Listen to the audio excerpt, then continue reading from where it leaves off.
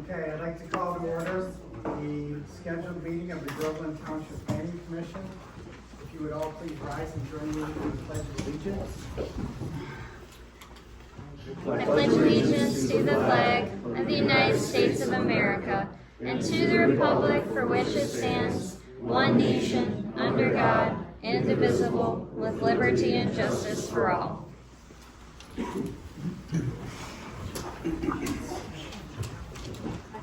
Okay, Danielle, roll call please.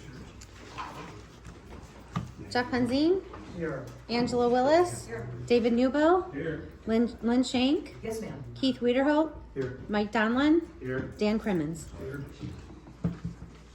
Okay, just briefly, I'd like to thank everyone for coming. There are agendas available. If you did not get one, there's a stack there by the door if you'd like to have an agenda for tonight's proceedings. There is public comment. I would remind everyone it is built into the agenda. We will get to it.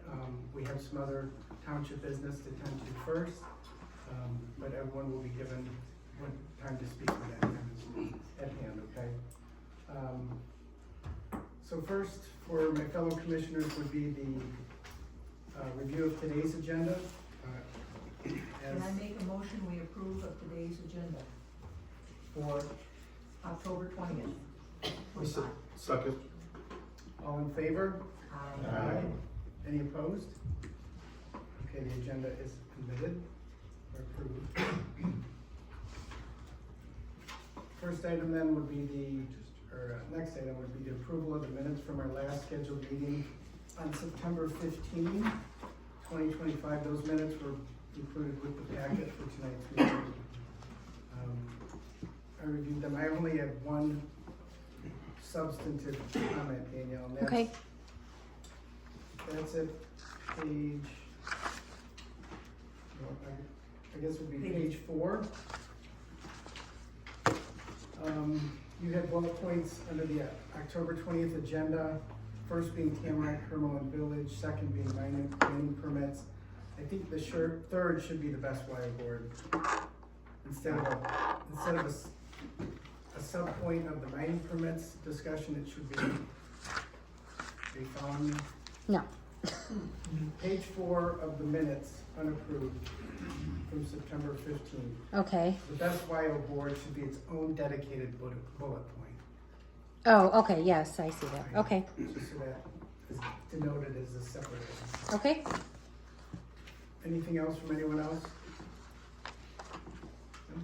Can I make a motion with that adjustment for the approval of the September meeting minutes? PC? Have a second? All in favor? All in favor? Aye? Aye. Any opposed? Okay, so those meeting minutes are approved. All right, moving to new business.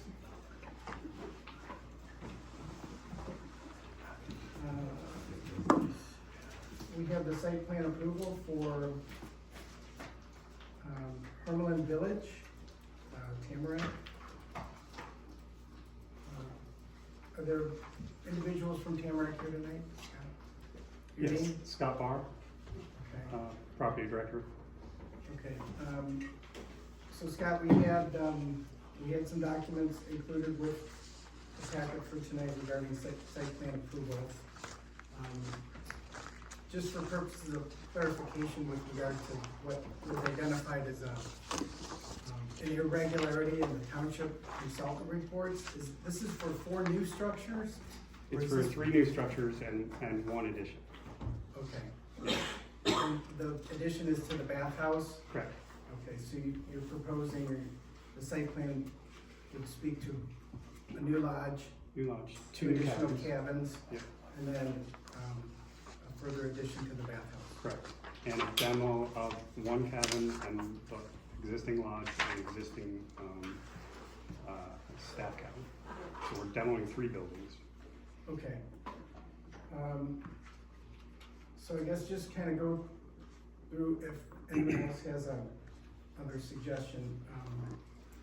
Obviously, we had the township consultants review the site plan documentation, gave them as our township planner, conducted a review and provided a correspondence to us on October 9th, which we all had the benefit of reviewing.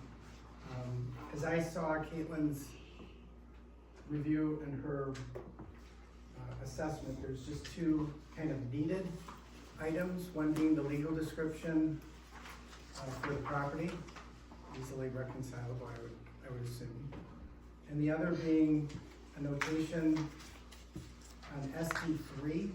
I'm not sure what SD3 is. It's the page numbering. Site development plan, page two. Okay, that new sidewalks would be ADA compliant. You were aware of those Correct. requirements? Okay. And they did supply revised plans that address both those comments. Okay, thank you, was not aware. And then there were a series of notations made with regard to items that could be deemed sufficient by the planning commission or considered for waiver due to, I guess, the generic nature of the requirement. That's an accurate characterization? Correct. Okay. So my fellow commissioners, everyone saw, had a chance to review Caitlin's letters. Any comments, questions, concerns regarding her assessment? Well, we need a correction on the assessment, being that she is noting the project consists of 4 new structures, including 1 bathhouse, 1 lodge, and 2 cabins. That's incorrect. It's really supposed to be 3 new structures with modifications to an existing bathhouse, so that needs to be corrected. Outside of that, no. Okay, and Scott's here to verify that's factually accurate, I suppose, so that wouldn't substantively change the review, would it, Caitlin? No. No. Okay. So with that clarification, for the record, any other thoughts, comments, questions? Mike? I have a couple questions. One's on process. Okay. And in regards to what we have before us, does the planning commission usually get site plans?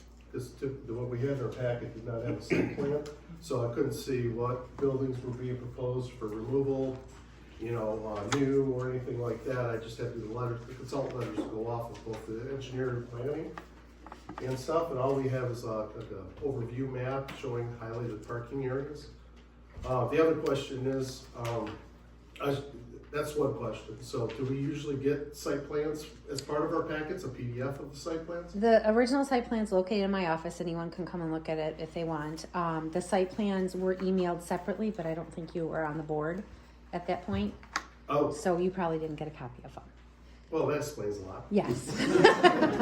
So But the site plans were emailed to all the board members okay, so we separately. do typically get We do, PDF yes, plans you of do. site plans. Okay, I Yes. just didn't get one. So Yes, I Explains a apologize. lot. I apologize. No problem. The other thing is the new bathhouse. Is the existing septic field sized appropriately for the new addition to the bathhouse? What's the addition consist of? Is it additional facilities, and is the existing septic field sized appropriately? It is additional facilities. You okay if I answer, Caitlin? Yep, it's Yeah, also so- covered in the engineering review letter, but Yeah, so we have additional toilets, sinks, and showers. That you're adding to, and do you have a health department permit for that, or We will be applying. would be applying for it? Yeah, so we have a new site. We have an existing pump station and tanks will stay because we upsized them for this expansion. We just have to add an additional field. Okay. So we That we along are in with the process soil of- erosion permit will all come before they fill out their building permit application. I have to have all this paperwork to send over to have Jason do a plan review on it. Okay. And I'll need soil erosion plan review, Eagle. Yeah, all we that- we I'll did get all apply this. for them with the county, so Okay, so the health department, you're gonna work through that, get that permit and stuff, so. yeah, we have a good relationship with them. How old's the field, just out of curiosity? We put it in 2017 or 18. Oh, so it's a fairly new field. This one, yeah. Okay, alright, perfect. I think that was my only, the other thing was, how was the parking calculated? so the parking with the new zoning ordinance is maximum parking. Okay, And so what the ratio is it's 1 space per 3 occupants of the recreational facility. So the markup map that you did receive in your packet, that was an existing plan that they had that shows where those designated parking areas are without going through they're not proposing any parking changes, but that's something that they provided to kind of give us a baseline. And so they noted that they have a total of 600 parking spaces. And so based on the formula that they're increasing occupants, but they're not proposing to increase the number of parking spaces, they probably don't meet the maximum parking. The previous zoning ordinance did theirs based on parking minimums, where you do a formula to ensure that they have enough. This zoning ordinance that you newly adopted is the inverted of that. We really only care once you expand parking, are you exceeding that maximum? and how many parking spaces does the site have? I'm just curious. 600. Oh, so that's what I'm saying, how was that calculated from the applicant? Was the applicant supplied that number, or? Correct. Okay, and those are like lawn spaces, gravel spaces and stuff like It that? is a combination, correct. Yeah, yeah. We do have formal parking areas as well. So As well. we have 3 major parking areas, and then we also have grass fields and, back of the property sort of parking. Okay, those are my questions. And with Yeah. this project, when the original phase 1, we demoed 8 cabins. So that was in 2017. So now we're going back with 6. So we're actually decreasing our occupancy from what we had in 2017 in this Right. district.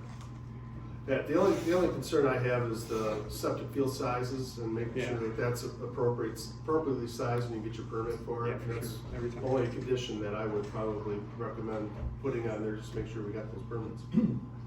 So, So that kind of brings me to the engineering review.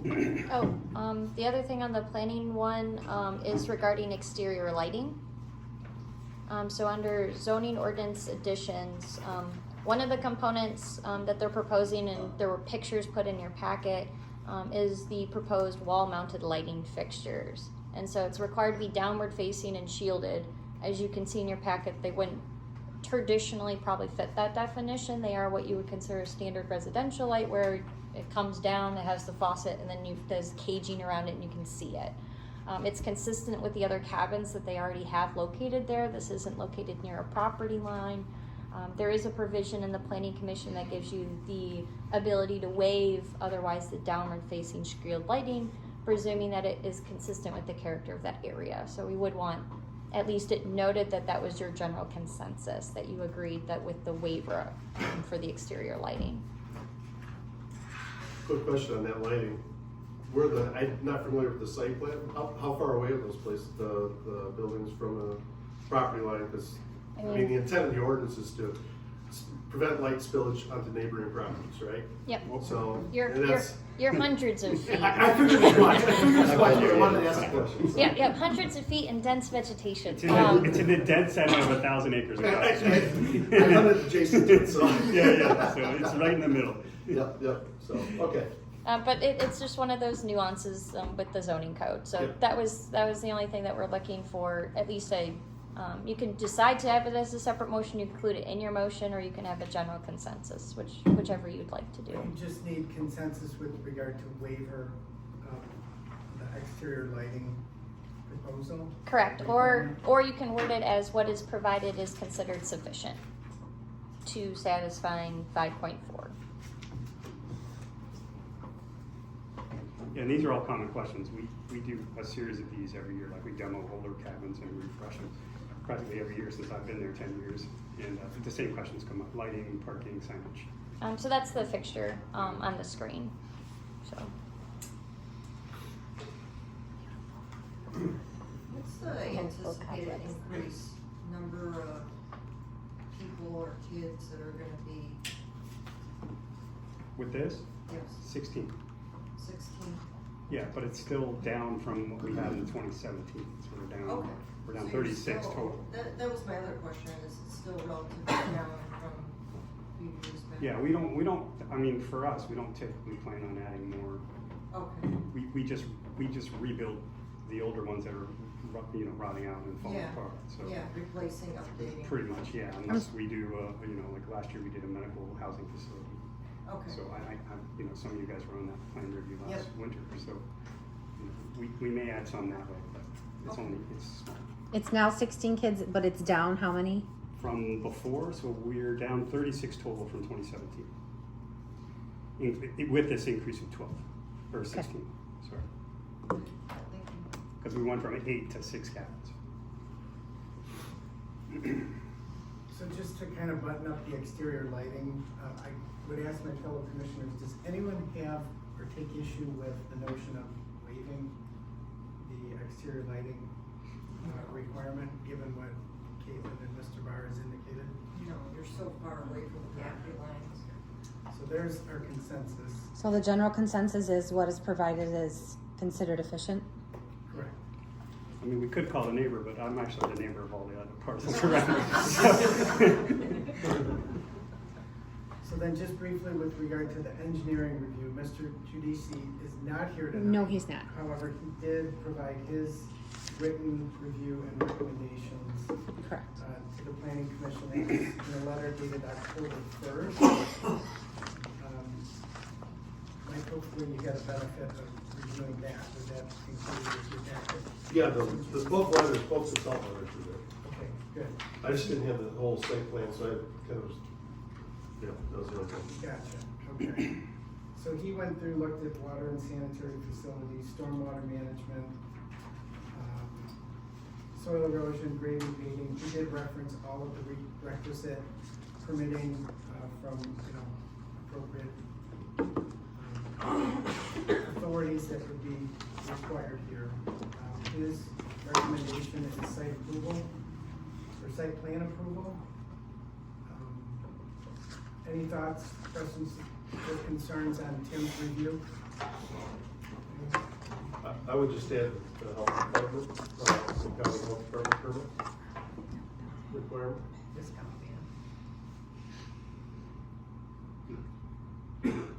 Mike, is that addressed in his letter? No, it's not. He just has the permits of the Oakland County Water Resource Commission for soil erosion. So is that an element that should be added to any motion for approval?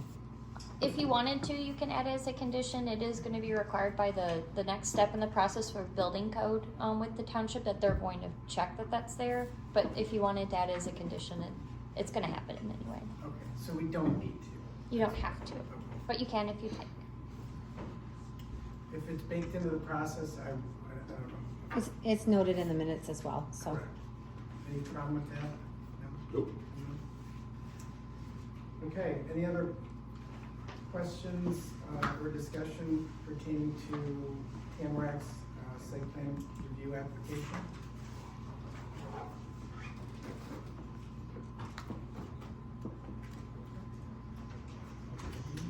So,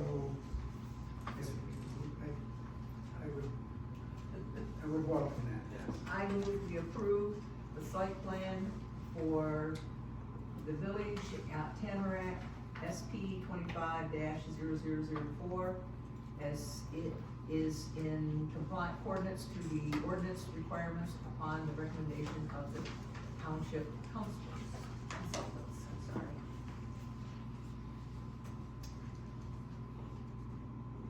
I'll second.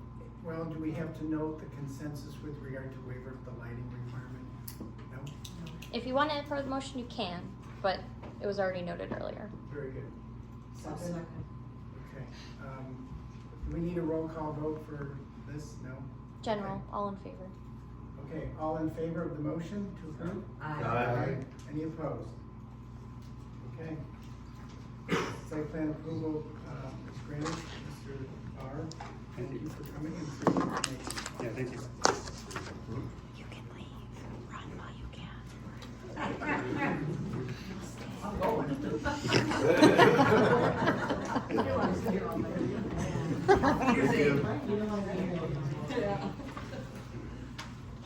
All right, referring back to our agenda, the next agenda item is old business, agenda item number 10. guess before we go to public comment, Caitlin, if you would, my invitation, could you provide a high level, maybe a history or background regarding the process where it stands currently?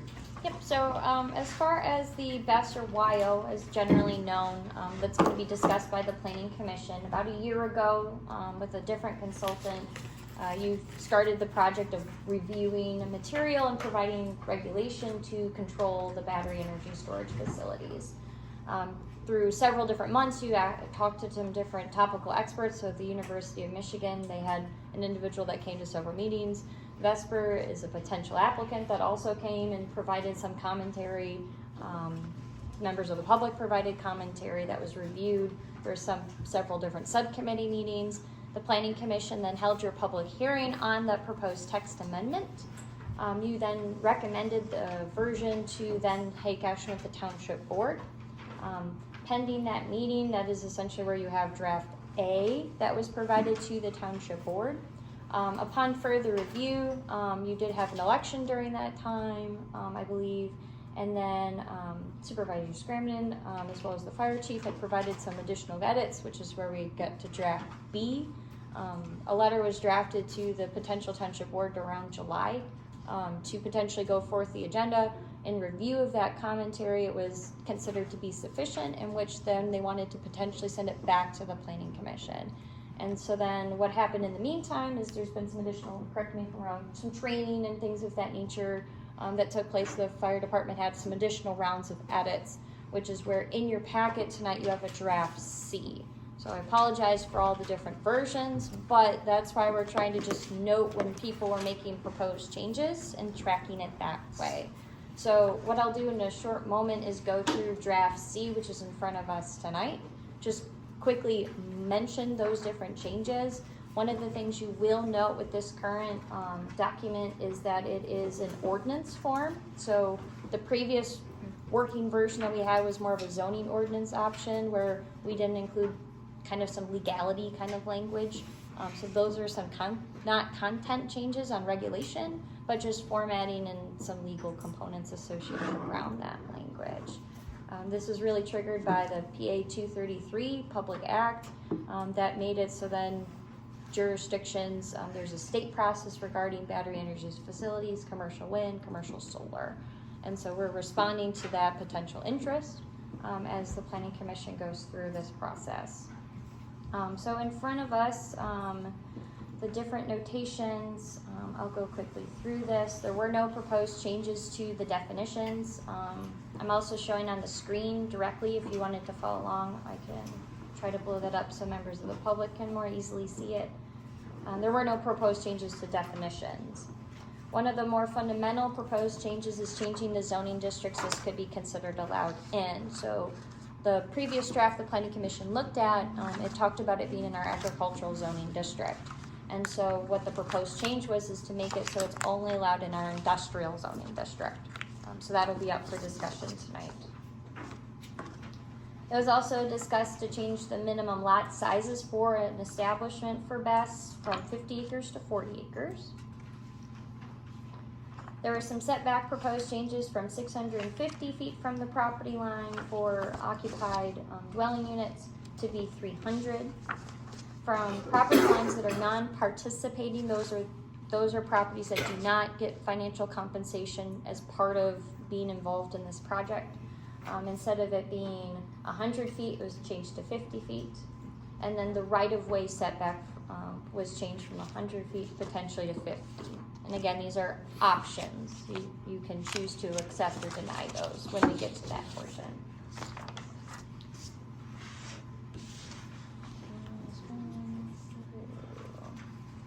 The next set of edits is regarding fire protection. So the highlighted yellows are the most recent round by the fire chief as far as proposed revisions. And so shown in the cross out is the old language, and then yellow and highlight is the proposed new language, trying to provide more detail on the distribution system on site being sufficient. Next was a specific adding of a spill containment plan that has to be fully containing of the fire protection discharge. So if they use water to take out a fire, 100% of that discharge has to be dealt with from a contamination standpoint. One of the components that'll show up later is talking about the difference between, in the situation of a decommissioning plan, the best operator versus the applicant versus the property owner who is involved in a decommissioning situation where it is being removed or there's different violations or things of that nature. So that'll be up for discussion at tonight's meeting. There was a clerical edit that was proposed to be changed. One of the adaptation was adding a minimum of an annual facility for alterations to occur. So just being very clear that you have an annual review, but also an annual evaluation of those facilities to update that emergency response plan. That's an ERP stands for.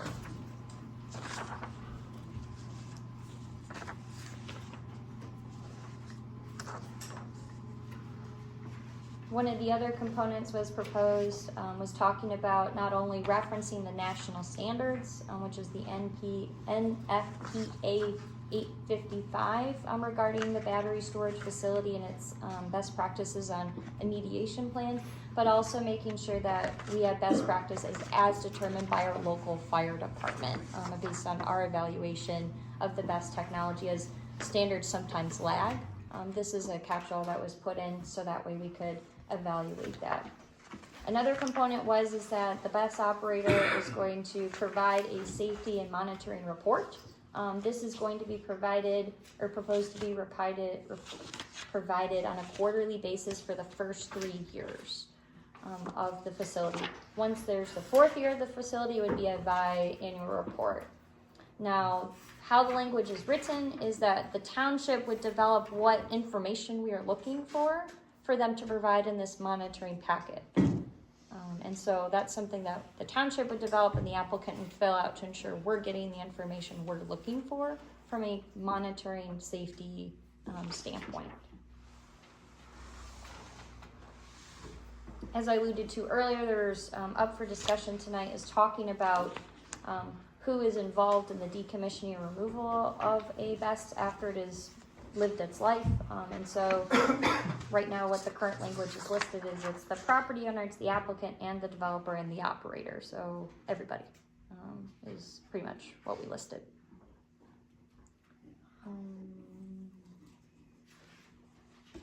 I think that's the extent of the changes. Correct. So those are the list of the topics that we'll go more in depth with the Township Board Planning Commission comments.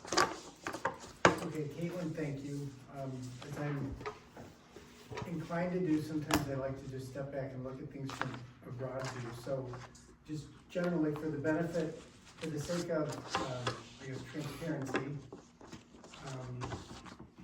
just summarize what you just told us. Correct me if I'm wrong. Draft A was considered by this commission, and at a public hearing, there was a recommendation for approval 5-2 on October 22, 2024, almost a year ago to the day.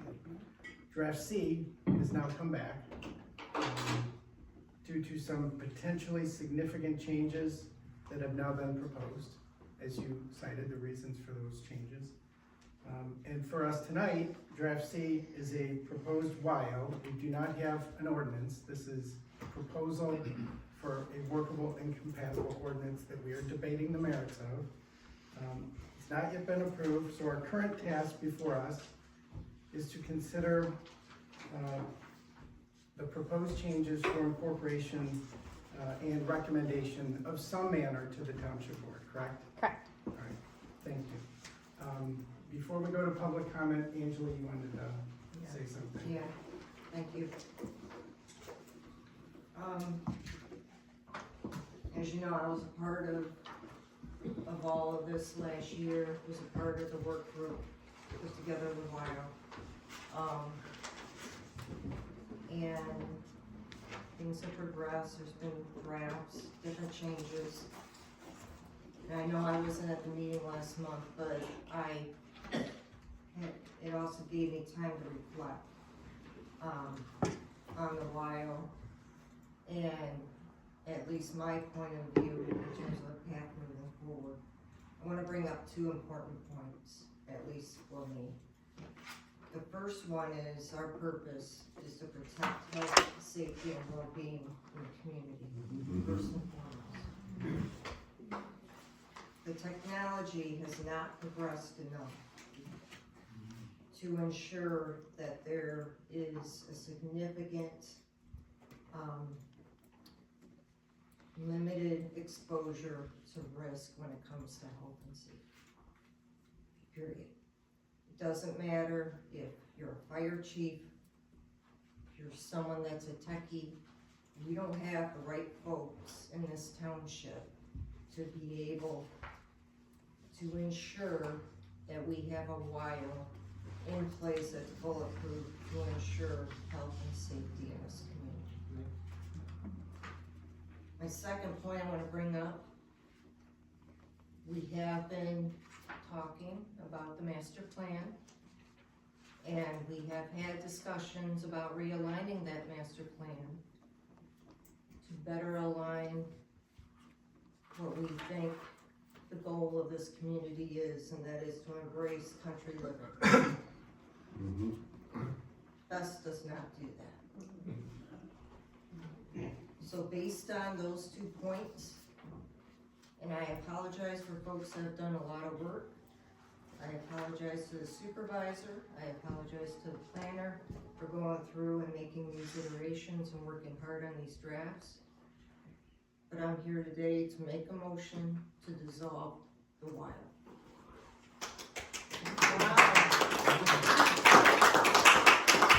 So, Angela, thank you.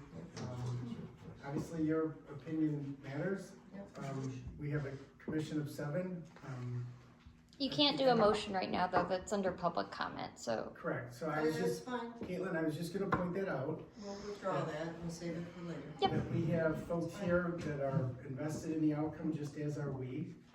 We do have a public comment, which is at hand, but I do wanna remind everyone, we vote as a body. There are different persuasions, understandings, responsibilities, or held beliefs regarding our responsibilities among each of us, okay? So, I just wanna let everyone know there's a process here. We operate as a board, and we speak on your behalf, or that's the intention anyway. So, I do have some ground rules. Many folks in this room have been to these meetings before. I know you're well educated on how public comment works, but I just wanna issue some reminders regarding the process, because I do want, civility, I want order, I want respect, and I want this to be a meaningful discussion for our benefit, so we fully understand your fortified beliefs in the issue here, okay? So with that said, we have our township planner, Caitlin, if you would run the clock. I will call you out, you can stand, please give your name and your address. All comments should be directed to me, okay? You will be given 3 minutes to speak. Do not interrupt who is speaking. Hold your applause until that person is done. Otherwise, you're going to deprive them of their time. Okay. Once your allotted time is complete, please finish your sentence, and we thank you for your thoughts at that point. As part of the public comment, we're not doing question and answer. I think all of you folks understand that by now. We are writing down your concerns. Each of us will be noting your comments, and we will circle back appropriately during our board discussion, our commission discussion regarding the proposal. Due to the number of folks here, and just for the sake of time, if someone said something that you were intending to say, we need not be redundant or repetitive, so just bear that in mind. Do not donate your time, that is not accepted. If you have 2 minutes left of your 3 minutes, you can't give that to the person sitting to your left. I guess just finally, please be respectful. We all can have different points of view, different concerns. Everyone though has a right to speak and be heard, okay? So with that, I will open public comment. Would anyone like to speak? Yes, Yes, sir, you in the front. Yeah. Walt Dilber, 6300 Chin Court, Holly. After last Tuesday's meeting, there was a lot of discussion about public safety and public health. This afternoon, I scribbled up something, wording for the Planning Commission, which I think covers that. Unfortunately, I typed it up and I could not print it because my printer was bad. I know many people have had that same problem. I have it here pretty much the way I printed it up. I did take a picture of it, but there again, I couldn't put it on my printer. I should point out that when we said the Pledge of Allegiance today, we said, "And to the Republic for which it stands." That's where the state is in violation of the Constitution. Because this is supposed to be a republic, representative by you, by our boards, not by the state. So I can leave this with you. I don't want to miss much of the football game. Well said. If you want to email that, if you want to email it to me, I can be sure it gets to the board. Who are you? I'm Danielle. Danielle? Yes. I'm under building, planning, and zoning, or I can just grab you a card right now if you want my email. If you would like to run I don't know if you can make a copy off of my phone. I did take a picture of it, what I wrote. Email would probably be best. I can. Okay, that Do you have sounds fair. What kind of phone do you have? An Apple phone or an Android? Android.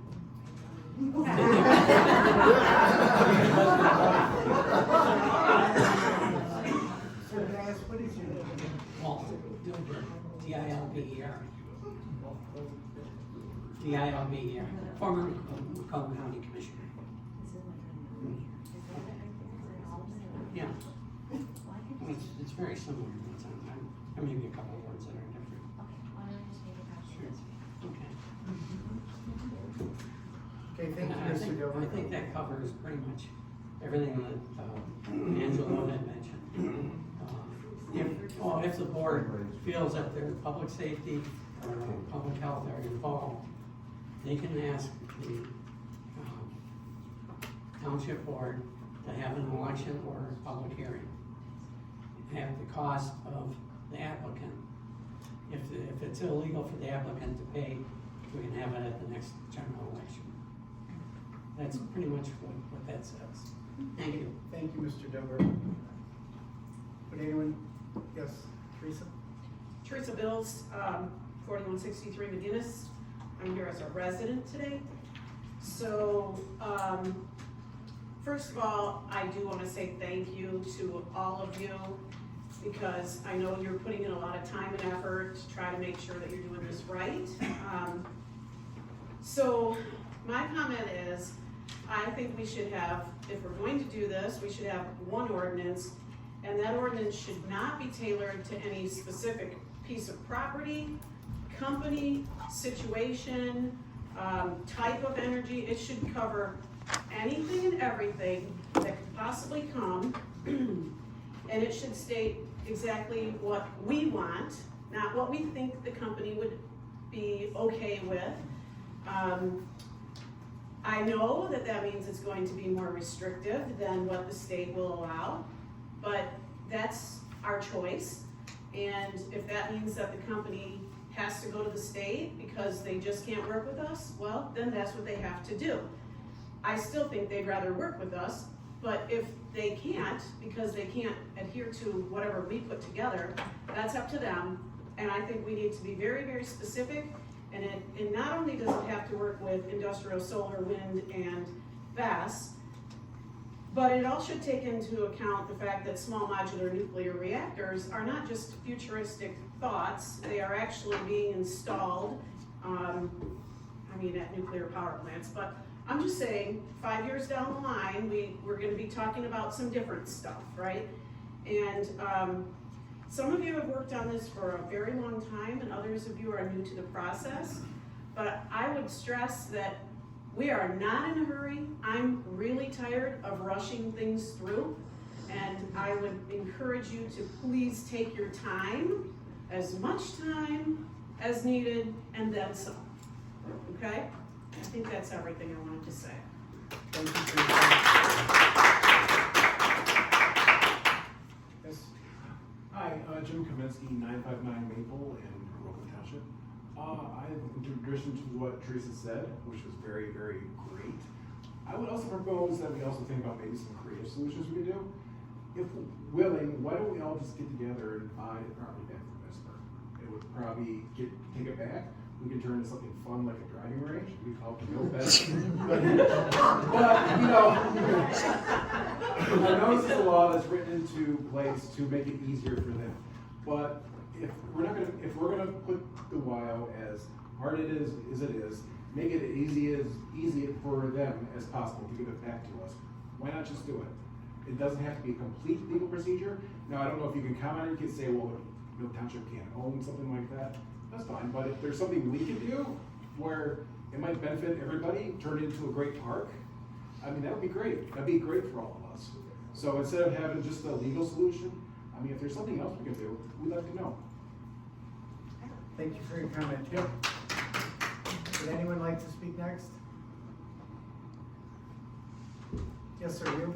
Pat O'Shea, 5190 Grange Hall Road. First off, I think it's a little more than shameful that we all have to be here tonight because we feel that in past meetings and stuff, we haven't been represented properly or with transparency. That showed pretty obvious at the last board meeting where a vote had to be rescinded. Now, you can say what you want, or sorry, it's the rest of you. People can say what they want about why the vote was changed the last night. It wasn't because of lack of training. It was something deeper than that. And the fact that we're missing the Lions game tonight because of this really isn't fair. You're all here doing a job, and I know you do that well, but this shows that we have to watchdog everything that's going on, especially when some members of the board are excluded from meetings, which they should be at.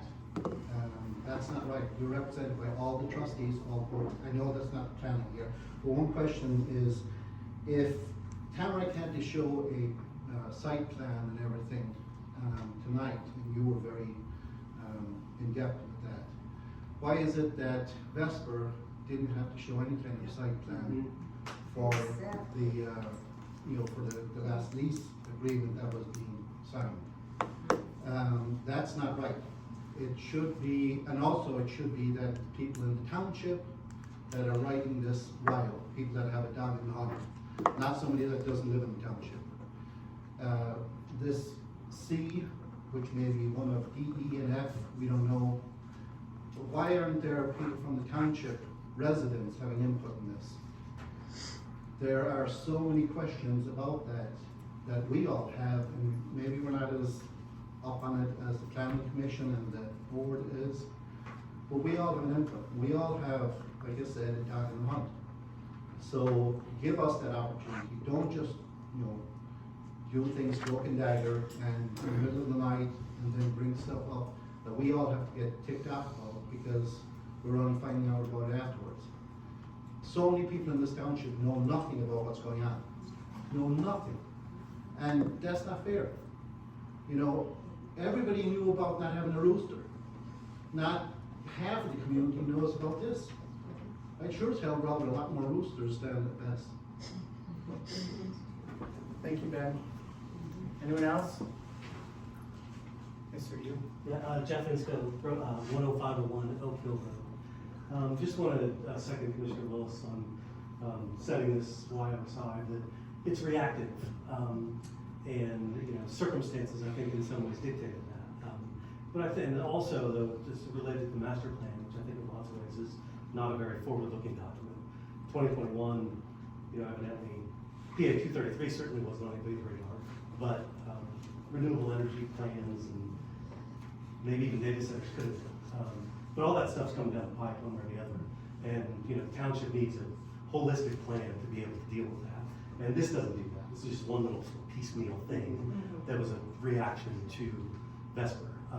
And so I really would urge you to sort of go back to the drawing board, craft something that is forward-looking, that also has the best interest of the community in mind, that kind of serves us all, and also, you know, serves the needs of the state and energy and all the rest of it. So thanks.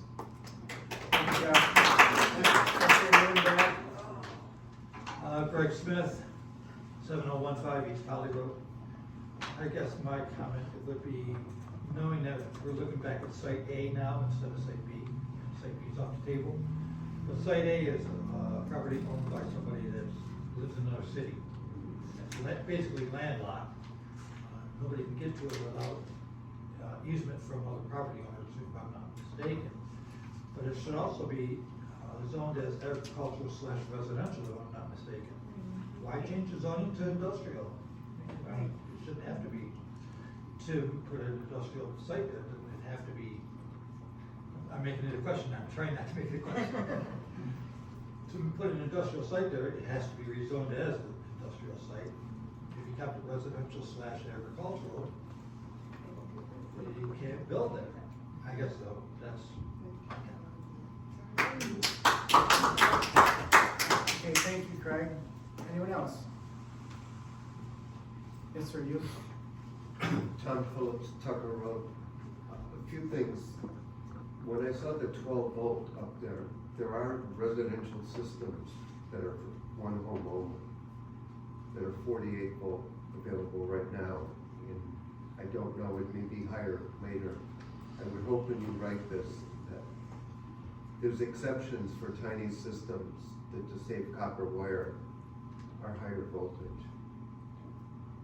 Also, the National Fire Protection is being updated. I don't know what month next year it will go into effect. Sometimes the state lags more than a year to adopt new federal standards. I would hope we would be able to say it must meet federal standard immediately when they become effective, even if the state hasn't yet adopted them. Okay, thank you, Tom. Would anyone else? You, sir?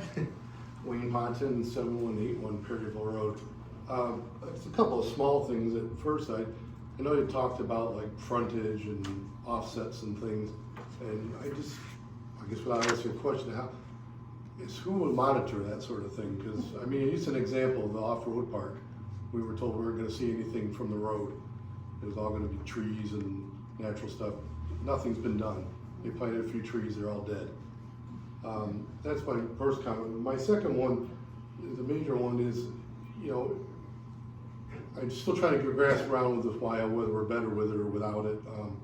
But at first I always at last meeting I asked, or like to have asked, you know, can we have something put in to compensate for if there, in the event when there is an incident and we know it's coming, that we be compensated for, you know, forced evacuation from homes, property loss, all that. At this point, I'm not asking, I'm almost demanding that it be put into this ordinance then to cover those costs, because you can't get insurance for it, you know, and we're just gonna be out on the street. So if they're gonna force us down our neck, then they need to have something, or we need to have something written in that's gonna cover that compensation, property loss, value losses, and just getting forced out of our home. That needs to be in there. Okay, thank you, Wayne. Anyone else like to make a comment during public comment? Yes, ma'am, you. Melissa Ford, 5788 Grange Hall Road. I echo everything that's been said here. Angela, appreciate you. I appreciate the whole board. Thank you for listening to us. Jeff, Jim, Teresa, Brent, everybody.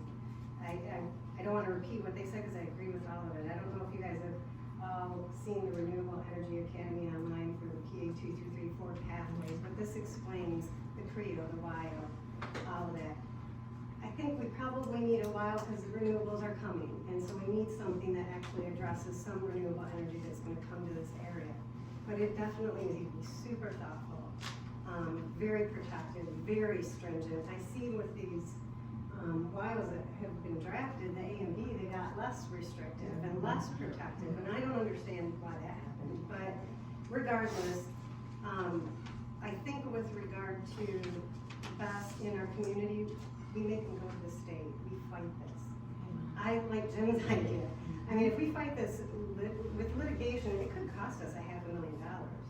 It could, that's typically what it could cost. But I think we need to fight it. It's gonna cost them a lot of money too. And it's gonna delay things, and they may say, this is not worth it for us. They have lost at the Supreme Court level elsewhere. Let them fight, and we're gonna fight just as strong.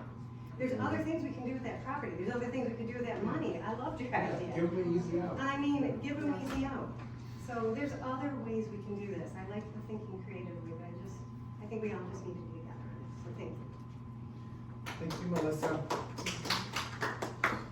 Okay, would anyone else like to speak? Carrie? I intentionally go last. Carrie Smith, 7015 East County Road. Everybody knows we belong together because he doesn't hardly ever speak, but he's Lindsay my wings.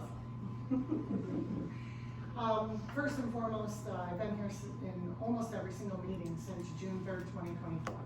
Before I had any clue what this was, before many other people were hired. So I did my due diligence to say, hey, is this gonna benefit our county? By August, I had a lot of questions and was told, bring my questions. I brought my questions and then was told, oh, we're not taking questions. Then I did even more digging and found out this is no good. Honestly, Michigan is not even a state for this type of energy solution. Energy solutions can come down the pipeline that will work in the type of a state we are. We're a freshwater state. We're one of the top in the world. And if we don't protect what is left of it, because somebody said, well, it's already poisoned, so poison it more? That type of mentality just doesn't make a lick of sense. This site over here should remain what you said, agricultural. The master plan coming up in January on the 27th that we can attend, I've asked to be a part of the master plan already. I've volunteered my time in different board meetings. Not to come after, but to come with solutions and ideas. Doesn't mean, I've served on tons of things where I give ideas and they don't always get accepted. That's okay. I got thick skin. I'm not gonna go home and cry like a baby. I'm saying there's a lot of really good information where we can still have good tax dollars. Have you ever once had a millage that you put out here from Groveland Township for the fire department that didn't pass? I just let that resonate for a minute. Because and we right now here tonight are very few of us for different reasons, but we have a network. And we are not just watching and accusing this board, we are saying, go back to the drawing board, please. Go back and make this like you really care about where you live.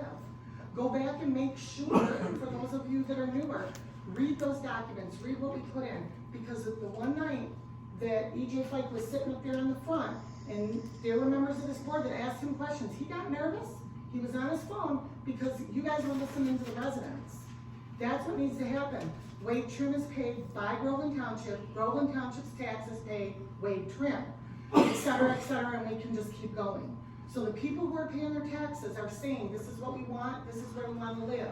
We're echoing the same, there's some unexpected statements here in this room tonight as far as I'm concerned, but I'm liking what I am hearing. And we need to have that type of representation.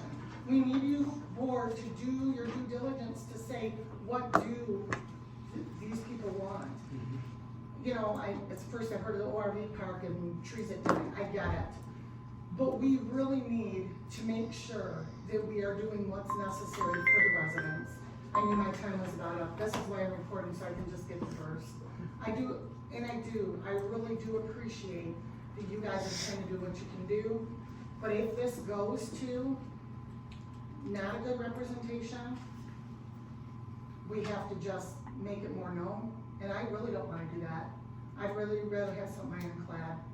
And the last thing that I'll say that, because my time is up, and thank you for allowing me to go overboard, is that I do know where this works successfully and how it works successfully in other states, and provides up to 6,000 jobs. This one wasn't even going to provide but a couple once construction was done. It doesn't give us anything. Okay, thank you, Carrie. Okay, would anyone else like to speak during public comment? Okay, so I will now move out of public comment into just general board discussion. And I guess I would invite some thoughts on how to go about this. My thought, given the, I guess the list of changes that Caitlin walked us through in the overhead. With regard to, this is again a draft C, maybe we could dissect them first with zoning, move to lot size, then move to setbacks, and then the last of the considerations, or for the most part, are our fire chief's recommendations with regard to fire protection, fire response. Would everyone, is that okay if we don't have one concern at a time? Or I wanna throw my motion out there because to me, it does not make sense to go through draft C if my motion holds. My motion holds, what's the point of going through draft C? so if If it fails, then we go through draft C. Right? So, just so I understood your comments, your motion would be to Dissolve the wire. draft A. Dissolve the wire, period. To not take any action. It essentially does not continue. The wire does not exist. That's what I'm saying. Well, I guess I do see merit if there's no, And I guess let me elaborate a little bit more before I'm allowed to do that. The reason why I noted my 2 points earlier. That's the reasoning for me to put forward that motion, but then also too, to me, it makes a lot more sense to slow walk this and get it hardwired into the ordinance and take the time, instead of rushing this into the wire.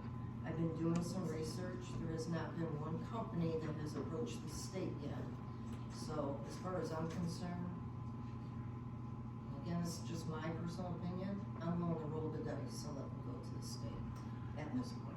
so and with all due respect, I understand where you're coming from. I'm not gonna say if I agree or disagree, but my concern is we've got, 5 other members of the board that may feel differently, may want to advance the discussion surrounding the merits of the proposed changes to draft C.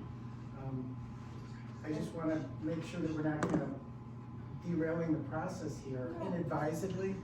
So we have, that was a formal motion, we do have to process the motion. And so we do need to then see if anyone is willing to second the motion. If no one's willing to second the motion dies. And then you would do, open it up for board discussion, which I guess at that point, technically, then you could go through all of it. Or if you wanted to withdraw your motion, that's the other option, and wait till after that general discussion. But we should process the motion on the floor. So is there a second? I will second it. Okay, so we have a second from Dan. Now it's board discussions. Now, okay. On the merits of the It can be on whatever recommendation you would like. It is board discussion. Well, would anyone like to? My fear offer is something? if we do nothing, then they will go to the state, and the state's requirements are so small that everybody's gonna get messed up. And I agree, let's say forget it, but if they go to the state says, oh, you can do it within 25 feet of a property line, you can do this, you can do that. They don't care. The state wants to take over our gravel pits. Are you aware of that? Then they can say, hey, you wanna call gravel out at 6 o'clock in the morning? I don't care. Do whatever you want. We can't allow the state to control it. Actually, the state has setbacks that draft C currently manages. Draft C Right. is not any more stringent than the state. I know, that's bad. So we're not gaining anything by doing a while. And If it's the same as what the state's gonna do. I agree, And how, It's sickening, I made a list of it, it's like crap. and how I see it is, to me, I think we're rushing.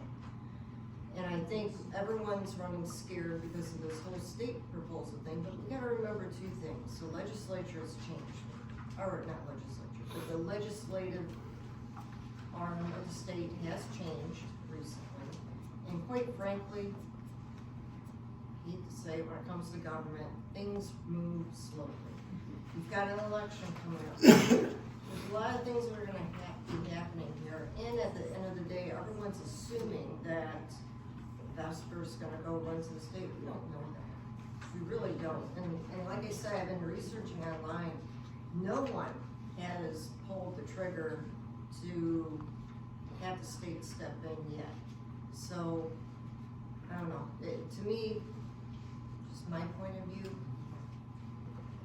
I think I'm willing to take that risk, but that's my point of view. What do you mean by nobody's pulled the trigger?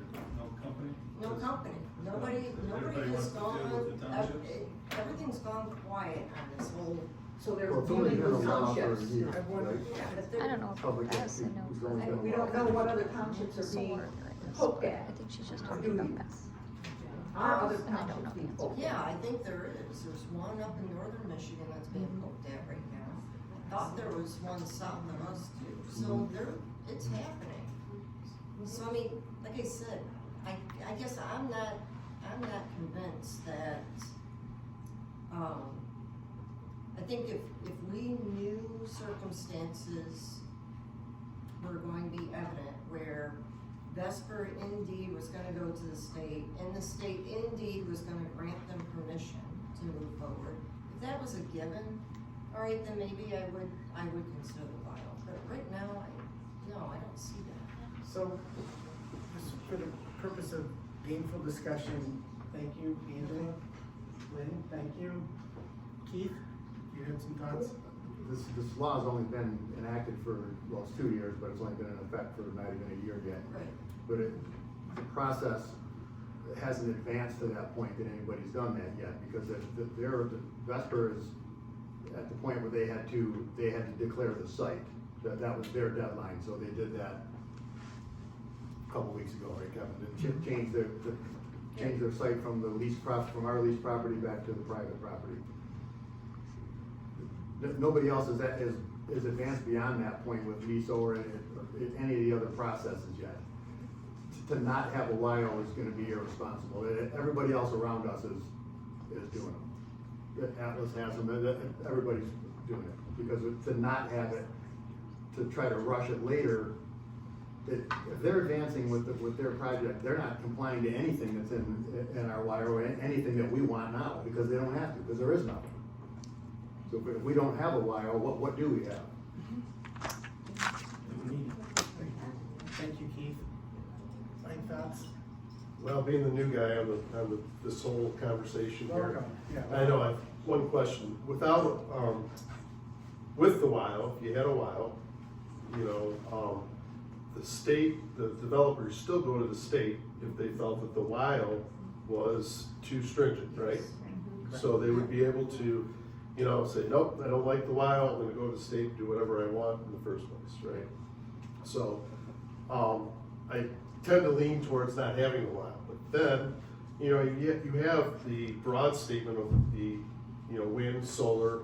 Why are we so focused on battery storage? Why doesn't the WIO really just address the total energy thing? So, and talk about setbacks for, whether it be a windmill or, those types of things too. I mean, why isn't the WIO adjusting that? I kind of lean towards the side of, having something at least documented, even though the developers say, hey, we can go to the state and be done with it. So, but having something documented as a WIO, workable and compatible ordinance that addresses all of the energy aspects would be more beneficial than just talking about better, battery storage. I think that we need to really kind of focus on it. If we don't have anything that's hot pressing, a reactive zoning ordinance is not a zoning ordinance. You have to go through the planning process. You want a real thought-out, planned zoning ordinance to protect the health, safety, and welfare of the community. And whether it's stringent or not, more stringent than what the state or, you know, I think that needs to be addressed from the local level, at least getting that voice out there so that we can try to, you know, control that as much as we can. Who knows where Public Act 233 is gonna go? You know, is it gonna be litigated and then rescinded? I don't know. Maybe that'll be, maybe it becomes part of our regular ordinance and not just an you know, a while working incompatible ordinance. So I guess that's my point, and that's the way I feel about that. Thank you. Just, can I make a comment? Please. In regards to what you said about the different types of energy, one thing that happened during the negotiation of the lease terms was that Vesper changed the language from battery energy storage system to energy systems, right, Kevin? Something, they took the battery storage verbiage out of there. So we can't be that narrow either, because if they showed up here with modular nuclear or something else, we didn't cover it, we only covered that. So we do need to be broader to cover all the different disciplines. So due diligence, right, accountability, transparency. I was at the board meeting last week, and I learned about Moss Landing. And so I did some research on Moss Landing, and I think the timing, the chronology is significant here. Things happen for a reason, right? The MPSC's order adopting proposal for implementation of Public Act 233 was signed on October 10, 2024.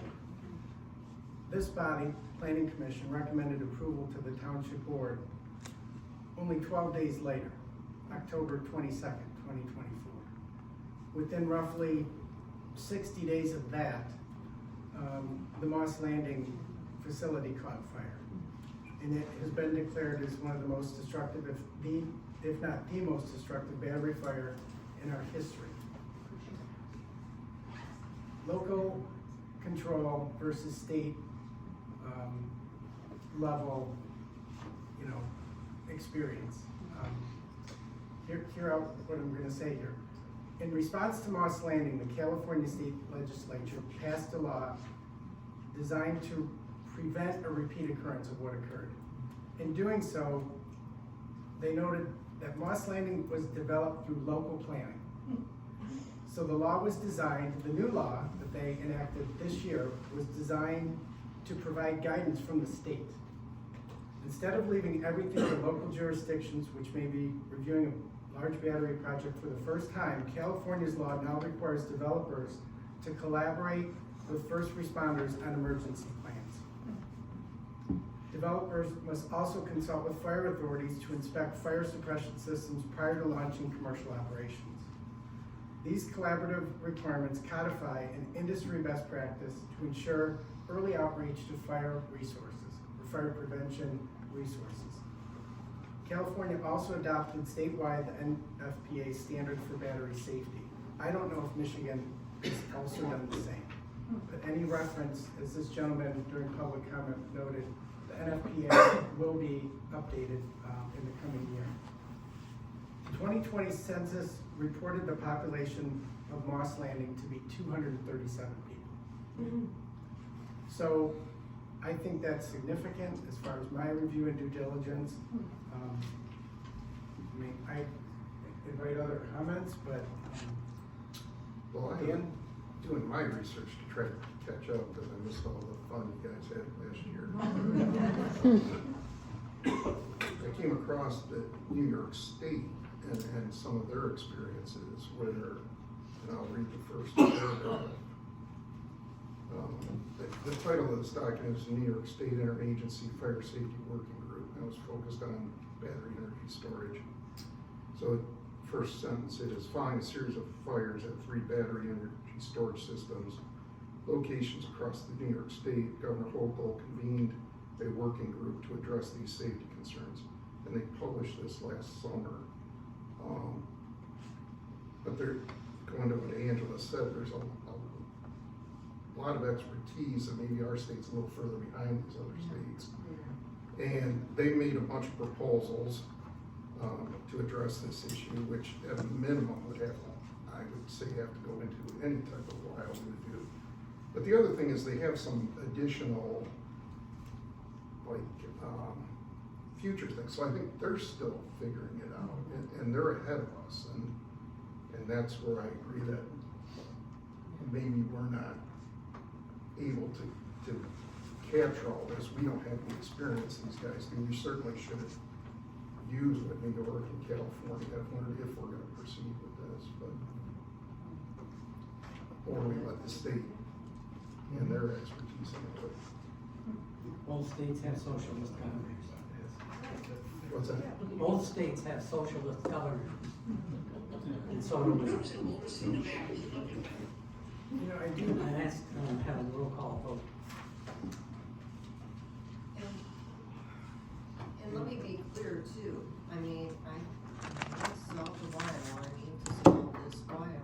Doesn't mean that we're not sitting down and trying to look at best practices, whether it's New York or California, incorporating not just battery system, or buses, but energy storage systems, period. Solar systems, the whole 9 yards, but really doing this carefully and slow walking this without, and just setting aside, see, to me, I think the whole state thing is just one big distraction. That's just, it, setting aside and taking the time. We've got master planning coming up in January, we're trying to revamp that, and maybe this needs to be worked into that as well. How does that fit into our master plan? That's a conversation we're gonna have too. But the bottom line is, I just do not think we are equipped. We've done what we could. And believe me, I've been a part of the meetings, just like you, Jeff, and Neil at the time. We spent long hours trying to go through and think through all the different scenarios and how we can build it into the wild. But at the end of the day, we're not experts. You know, even from a fire chief standpoint, it's like, yes, you're acquainted with NFPA and whatnot, but at the end of the day, this technology is so new and it's so risk adverse, where, you know, lithium batteries, you either dump tons of water on them or you have to let them burn. And the bottom line is, it's not just water, it's what gets released into the air. And it's so new, and to scale it up as large as what this particular project is after, to me, it's just too much risk involved at this point. Well, I actually prepared a more personal statement, but I agree with you. I do. And I went back, I read Public Act 233 again. It's nauseating, honestly. But it gives local communities the opportunity to establish local ordinances, WIOs, to serve as rule books for developments in our, green energy developments, facilities in our neighborhoods, our township. But this community is well aware, and you guys have all very adequately and repeatedly conveyed, you're aware of the consequence, the potential consequence of choosing or not acting on a WIO. You understand the consequence of deferring a facility of this nature to the state. I don't think anybody questions what could happen. But with that said, personally, I'm not prepared to recommend approval. This level of risk, at this local level, to our township board. So I just feel like I've done my homework, I've gleaned public consent. I view my role as kind of the mouthpiece of the public will, and to the extent that I can, uphold my role here as chair of the planning commissioner, fulfill the objectives of the local community, health, safety, welfare, that's all that's required. Do you have a roll call vote?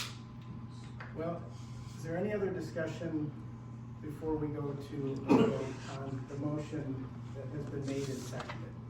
David, did you want to add anything?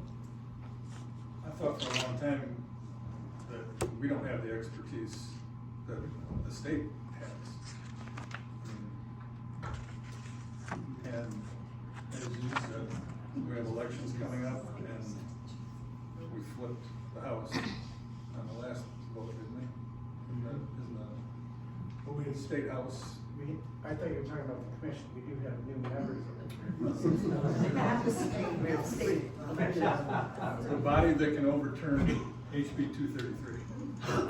And I'm kind of optimistic. Matter of fact, I'm going to a luncheon where Mike Duggan is going to be speaking. I'm going to ask him how he feels about HB 233. And I don't feel prepared to formulate a WIO. I mean, I'm depending on a lot of people that are smarter than me out there with more experience. Well, I know a lot of hard work went into the WIO. A lot of time, a lot of research, a lot of energy, a lot of due diligence. But Can I add something? that effort was not wasted. Right. I would rather have a very restrictive WIO and have Vesper or whoever comes in and say, we're gonna go to the state. I think it's significant, I agree with you, I think it's significant that Public Act 233 has a carve out for large scale vests, right? So local communities can still have a WIO. But for the big projects with a lot of science that needs to support the safety, the law contemplates that local communities don't have the resources, the knowledge, expertise to take on such a high risk endeavor. Again, I think that's significant, so I agree with you. Mike? Sure.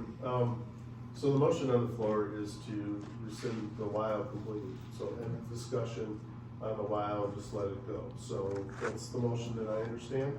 It's not continuing with a WIO that is going to take all forms of. No, that's not what I said. I dissolved this WIO. This one that's in front of us today. It doesn't mean WIO goes away altogether. It's going through and slowly rethinking, all right, if we're gonna approach a WIO, do we do it in a holistic manner? So you would take. Do we hardwire something in the ordinance? What do we need to do? What are our options? And basically take our time here. And like Jeff said, all the work that's been done, it's not all for naught. There's a lot of good things that went into this document. So that's what I'm saying, is let's dissolve this one and then let's move forward. Move forward with another one, I right? have a question. Do you have, and this is just my ignorance being new to politics here, do you have to have a WIO, or would this be something out of the master plan? We discuss renewable energies and we build it into the zoning ordinance. And that could be an option too. Why does it have to be a WIO? Why wouldn't it be something we would put into the ordinance? Right. And that's my point too. To me, let's think through the options. Does it make sense to have a WIO? Or does it, let's go through our master planning and say, what do we gotta, should we be hardwiring something in our ordinance to be more forward looking? I don't know what the right answer is, but I know this isn't it. David? WIO was part of one of the choices in HB 233, isn't it? So we either have to have a WIO or we don't have anything. Or there's a third choice, isn't there? EO or something? The WIO, if we had an ordinance that was just an ordinance on green energy, or clean energy, or whatever they wanna call it, they would interpret that as a WIO, because the WIO is, like you said, there's four slots. One of them is the WIO. And the WIO is the preferred route that the state wants people to go. It's supposed to be the easiest route for developers to go to work directly with the local municipalities to get their projects approved and to get them built. The state's they are gonna take longer. They say the quickest way is the Creo, but then the second or the third best way is the WILE. Because it's working with the community on what they want, and they're doing it voluntarily. It's all voluntarily. We can't force them to do anything, because it's not in our jurisdiction. It's the state's. My understanding of the WIO is it's just our attempt to set the rules with any, green energy vendor, some company, You're doing it quickly, right? Correct. Because there's already a company interested. That's the whole point of a while. But it's to retain control locally. But if we look at an issue like this, and we concede that this, we may be punching above our weight here by taking on this risk, then any courting vendor, energy firm, renewable firm, would just go directly to the MPSC. And Ange, I agree with you, there's this notion, this belief, wide held, that the MPSC would just rubber stamp this and send it back. I look at this property, I look at these facilities. And then look at what's near the property, the fact that you're near a school, for example. I mean, things of that nature. You cannot tell me that this is going to be a rubber stamp. Well, and I then don't think it's that the straightforward. order, the MPSC order that basically was signed, basically implementing or recommending implementation of Public Act 233, it's like 130 pages. Yeah. Right, and it's very specific. So the state has the expertise to, if there's gonna be a mess on our hands, in my view, on something of this magnitude, they should bear the risk. Yeah, Not the absolutely, not us. I believe that since the last vote a year ago, and I will continue even more fortified in that belief today. So we have, Mr. Ensko sent us some references to University of Michigan, right? They've got a think tank there that can help us with this. We've had authors from DTE to examples that they said they were the contact that Kevin had there, they would send us. You had the author of that at our meetings. And Atlas just did it. We could consult them on what they use. And there's things, we don't have to completely start over from scratch. There's other, we're not in this alone. Other people are dealing with the same thing. And every community is going through this right now. It's just, we gotta set Vesper aside, set the state aside, and figure out what do we wanna do from a community standpoint in terms of any inclusion of green energy or whatever it is, right? And does it need to be hardwired into the ordinance? Or what is the right answer? I'm not advocating one way or another, but it needs to be slow walked. Vesper is just too big of a project for, personally, I think for us to be taking on. Okay, any other discussion, Mike? I'm just confused on the motion. Sorry, Angela. I don't want to dissolve.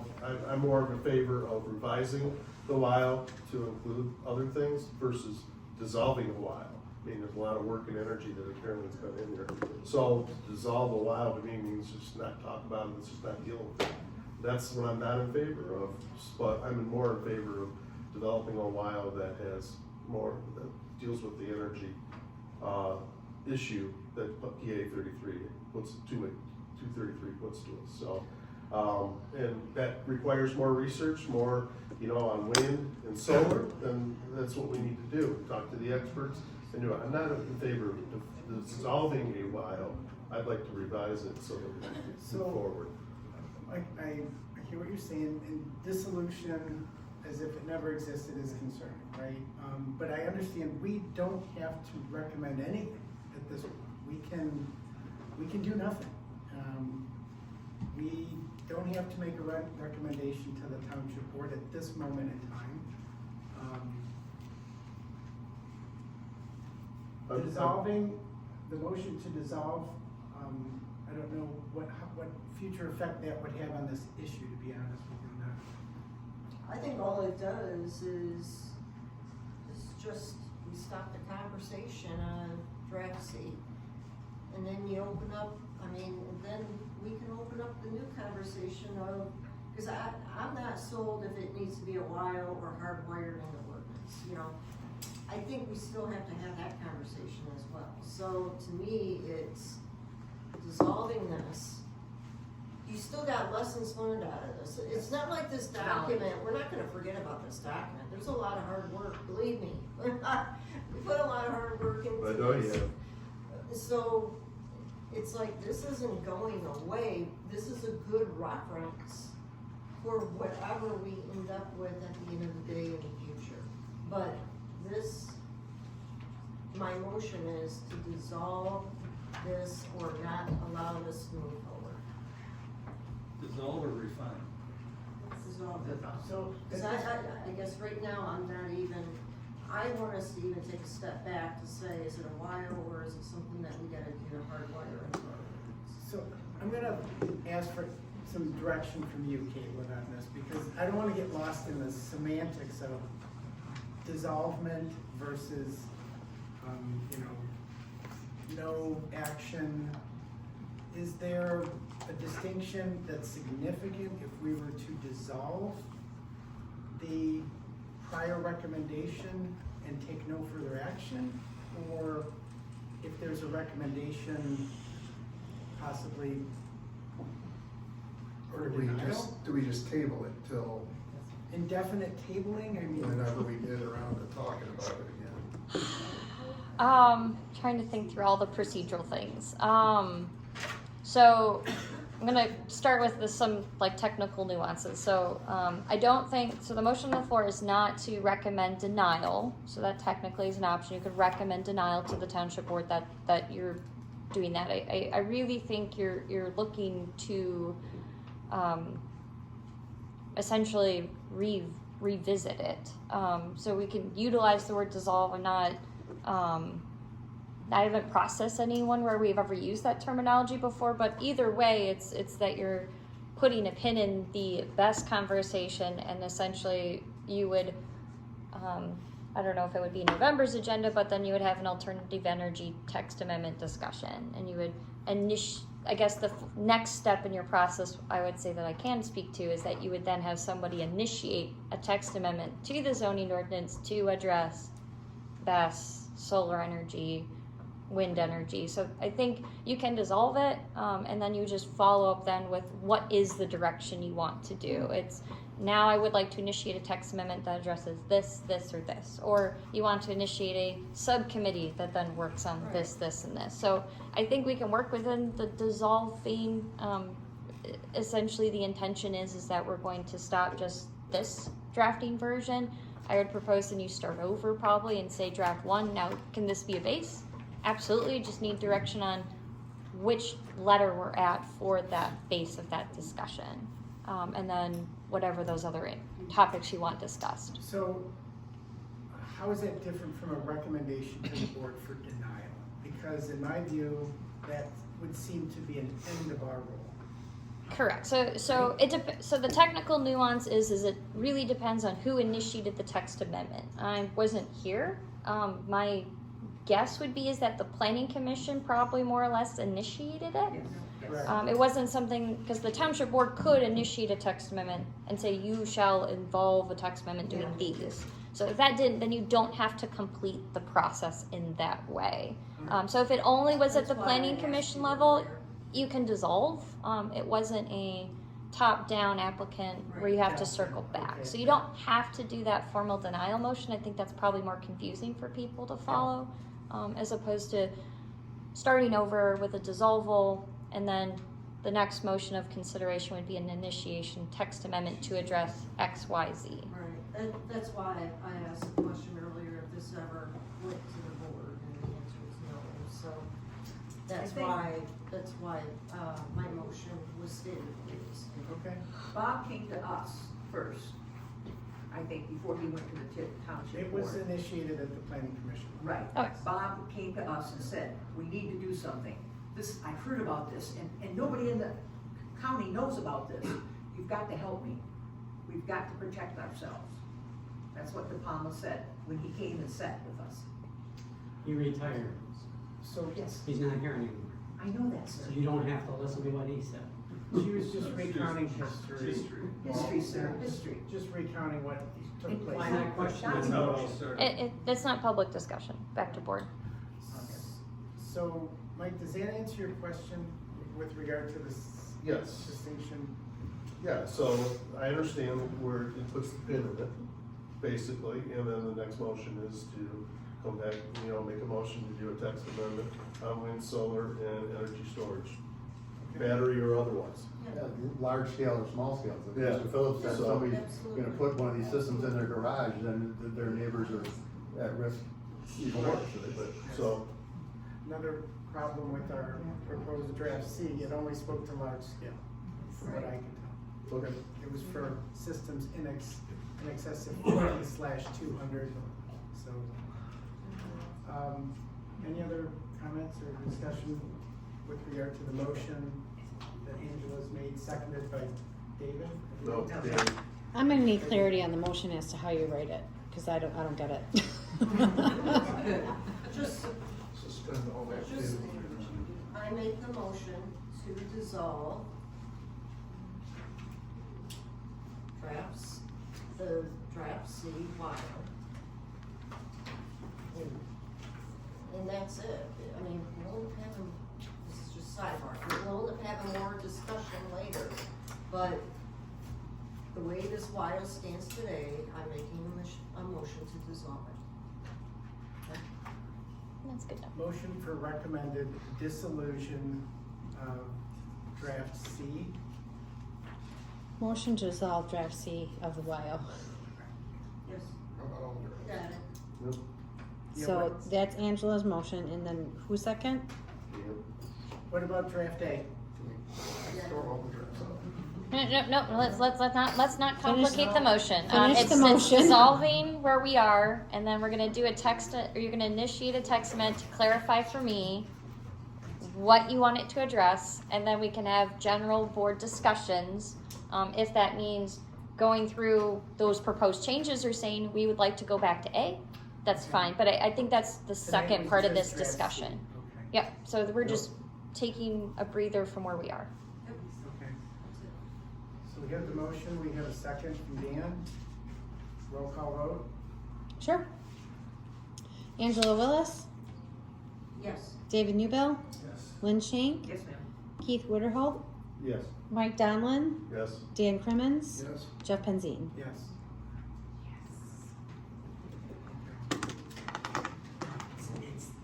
So, I guess that will conclude. Well, no, keep on the same No. topic. So- You're still in the same old business. So now the question is I make a motion that we, do a text amendment to the WILD to address wind, solar, energy storage, whether large or small.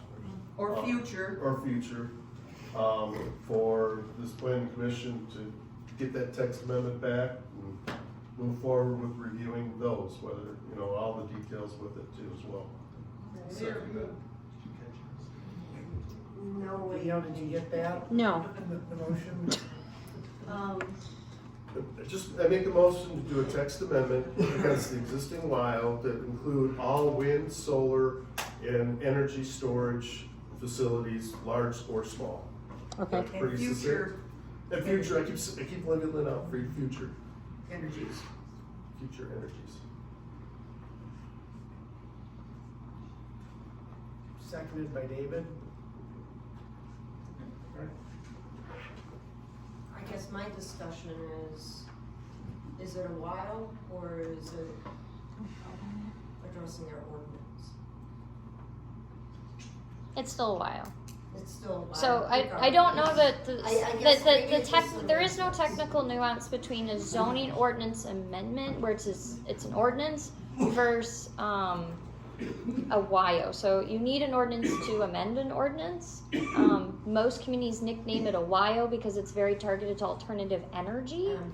But it's not a separate police power like a licensing ordinance. We are not licensing like pawn shops. And so that's a separate licensing ordinance. The noise ordinance is a separate noise ordinance. The zoning ordinance is in charge of regulating all uses.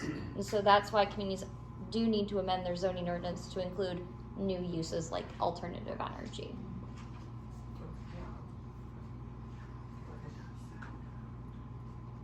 Oh. We'll do a roll call, please. David Newbill? Yes. Lynn Shank? Yes, ma'am. Keith Wiederholt? Yes. Mike Donlin? Yes. Dan Crimmins? Yes. Jeff Penzine? Yes. Angela Willis? Yes.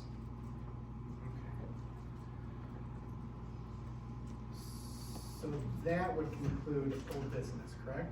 Now I need clarification on where is our starting point from drafting standpoint. So we put a pin in the vest, but I guess what helps me to help you is figuring out what do you need to help make a good decision as far as draft language? I guess what we need to do first, I mean, maybe I'll just make a motion.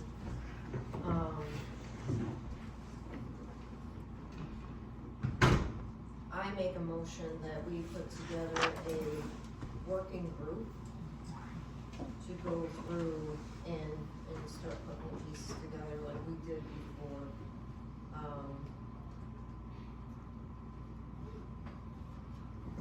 Instead of this back and forth where, you know, Caitlin, you get a little bit of direction, you go off and do something and it comes back in.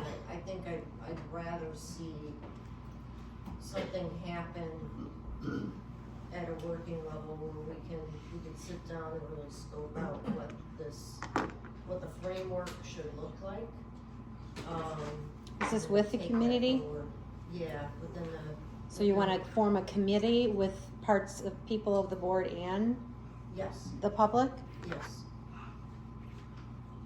So is that a planning committee? Are you the technical nuance of it being a planning commission subcommittee that just includes membership of those, or are you saying it's like a public meeting? It's a public, well. So the previous subcommittee, it was comprised of primarily of just. Close, but what I'm trying to get at is let's get some input.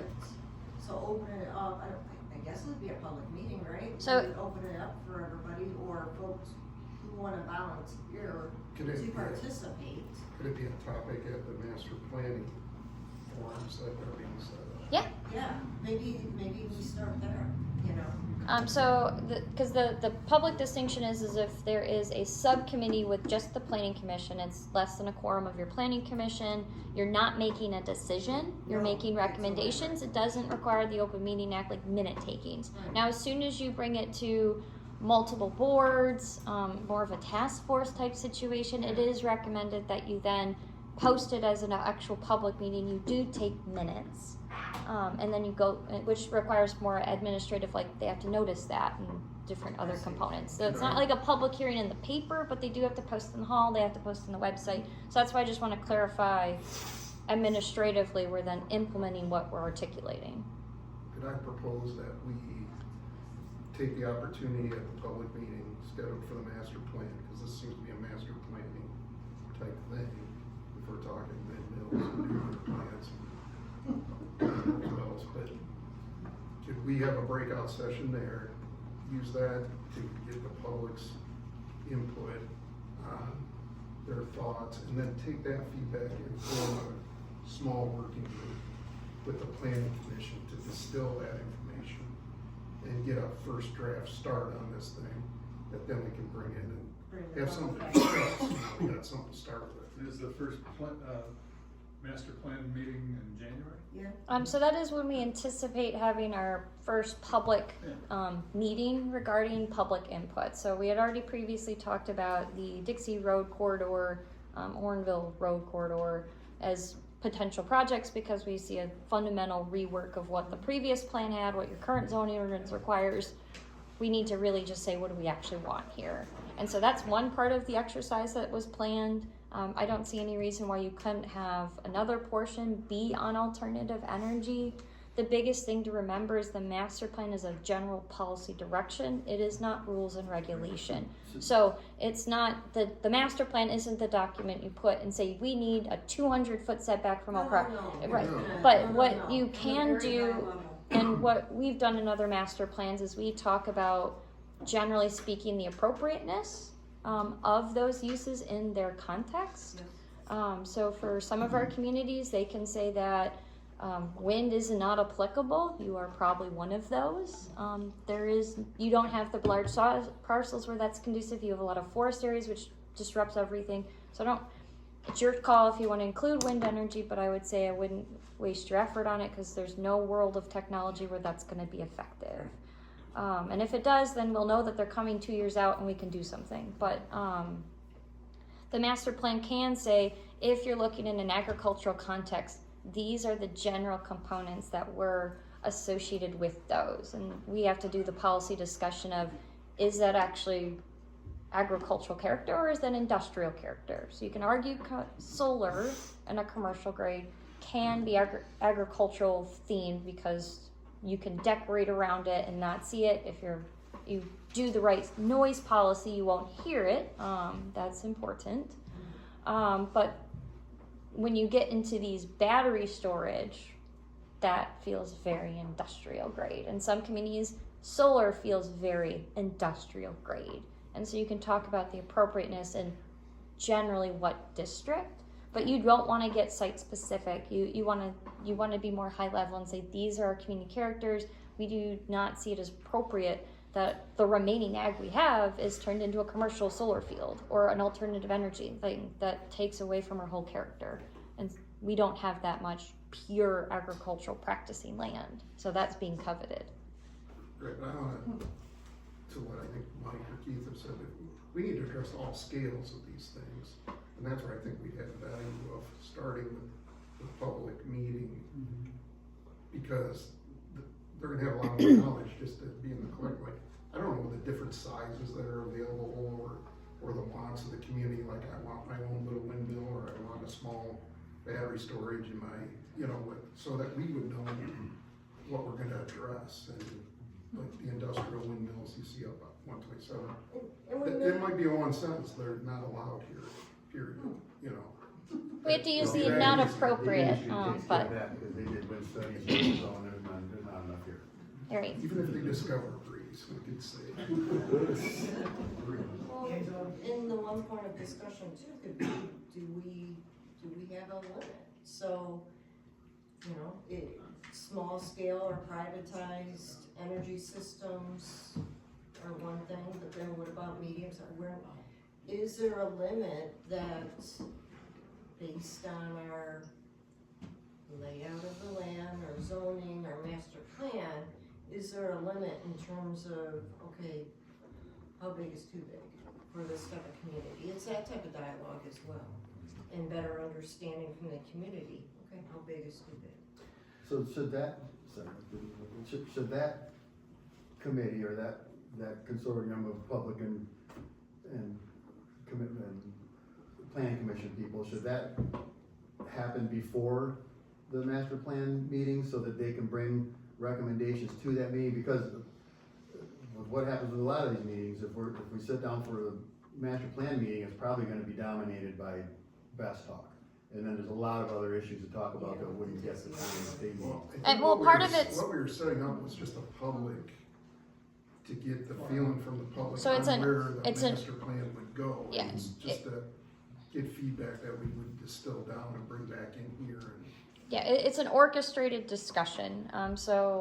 Specifically, even with like the corridors, we're not just saying, here's the corridors, let me know. It's looking at what's currently there, having the public then help prioritize.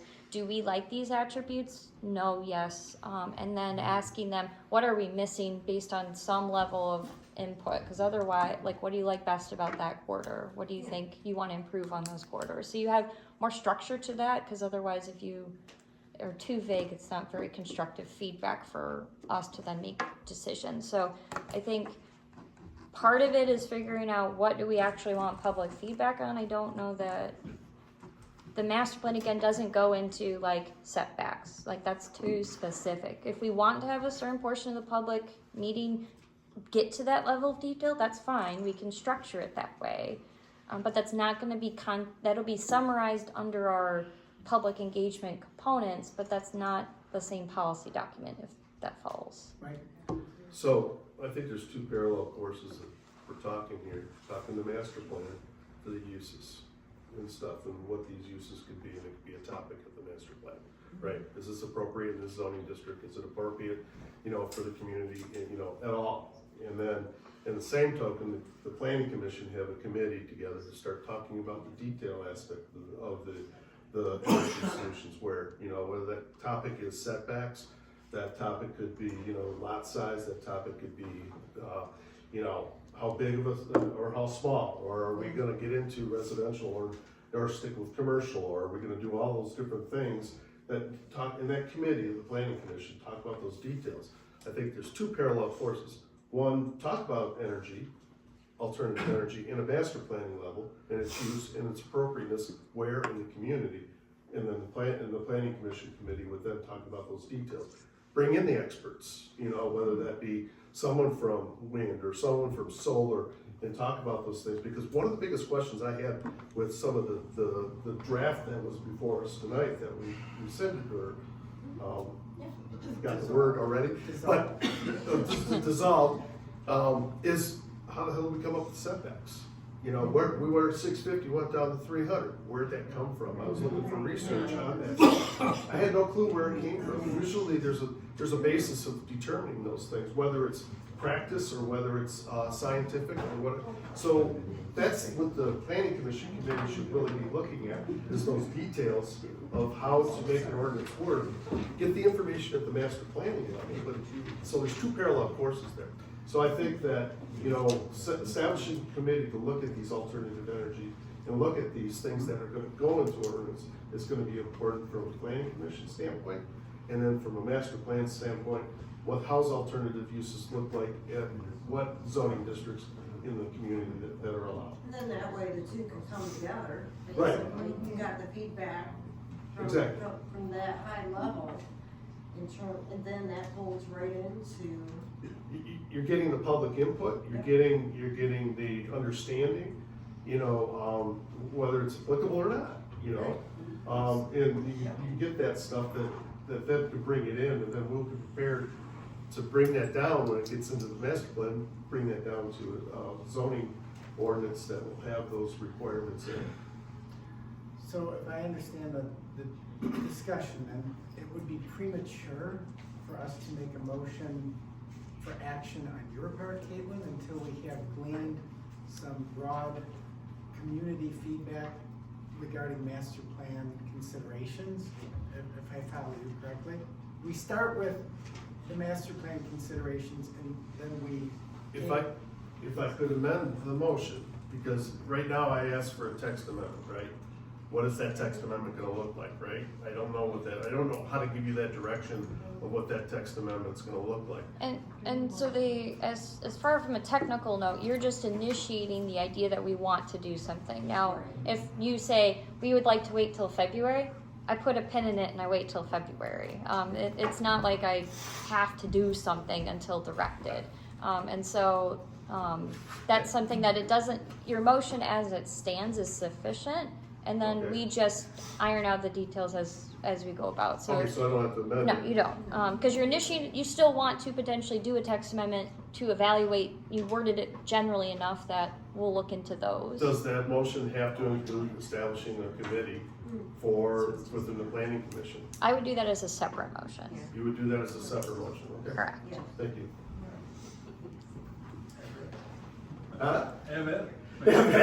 Well, we gotta answer. First day on the job. So you do need to do the motion that's on the floor. So Yeah, there is a motion on the floor. So there's a first, there's a second. No, we didn't vote on it, it was all discussion. Correct, there's first, second, and so then we still need to make a vote on if you would like to then do a text amendment that would initiate it, and we can find out what that detail is, but what you're doing is you're restarting the process to evaluate those things. So do motion was seconded by David. You didn't even give an answer on Angela's speech. Danielle, you have the motion for the record. I have a motion from Angela to form a committee with PC in public. Well, I before that motion, she was made that, before she even mentioned Topic, that. yeah. We had a motion on the floor for a text amendment. Text amendment to what? The renewable energy ordinance? A text amendment to the WILE that, to The include. WILE is not A a text WILE amendment? because it's never been approved, so we don't have a text amendment. So it is a text, so the motion would be, it is a text amendment to amend the zoning ordinance to address alternative energy such as commercial wind, commercial solar, best large and small facilities, and future energy facilities. You got it. That would be perfect. Seconded by David. Can we record that? Yeah. It is. Can we vote? If you're ready for that, or we can talk after. Okay. You prepared for a vote? Sure. Should we go by way of? You don't have to roll call it, but you can always request one if you'd like one. I would, please. Lynn Shank, Yes, ma'am. Keith Wiederholt, Yes. Mike Donlin, Yes. Dan Crimmins, Yes. Jeff Penzine, Yes. Angela Willis, Yes. David Newville. Yes.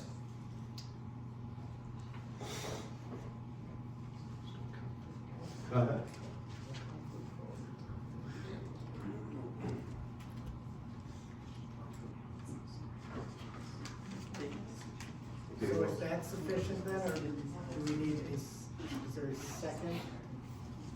Nope, we voted on it. So then the question really would be, is you can initiate to form a, I guess, it's a subcommittee, or you can call it a task force. And you could make that motion, or you could wait till February and say, you know what, we really want to have our results of our public engagement in January before that work group gets together. It's really up to you. We've got do we have, Danielle, do we have a meeting coming up in November Mhm. next month? Yep. What Does do we, anyone- I mean, I would make the I don't have anything on it, but it's scheduled. recommendation we table that, and then we can talk further in the November meeting, and then determine then if we want to either kick off a subcommittee or a work group, or wait until after the master plan. That's what I would, So table the issue until our next. yeah. I agree. We don't have anything on the agenda for the next meeting, so I would have to ask. Would there be consensus in that direction? Yes. To have a November meeting? Correct. Okay, it's on the docket already. Just add it as an agenda item for November.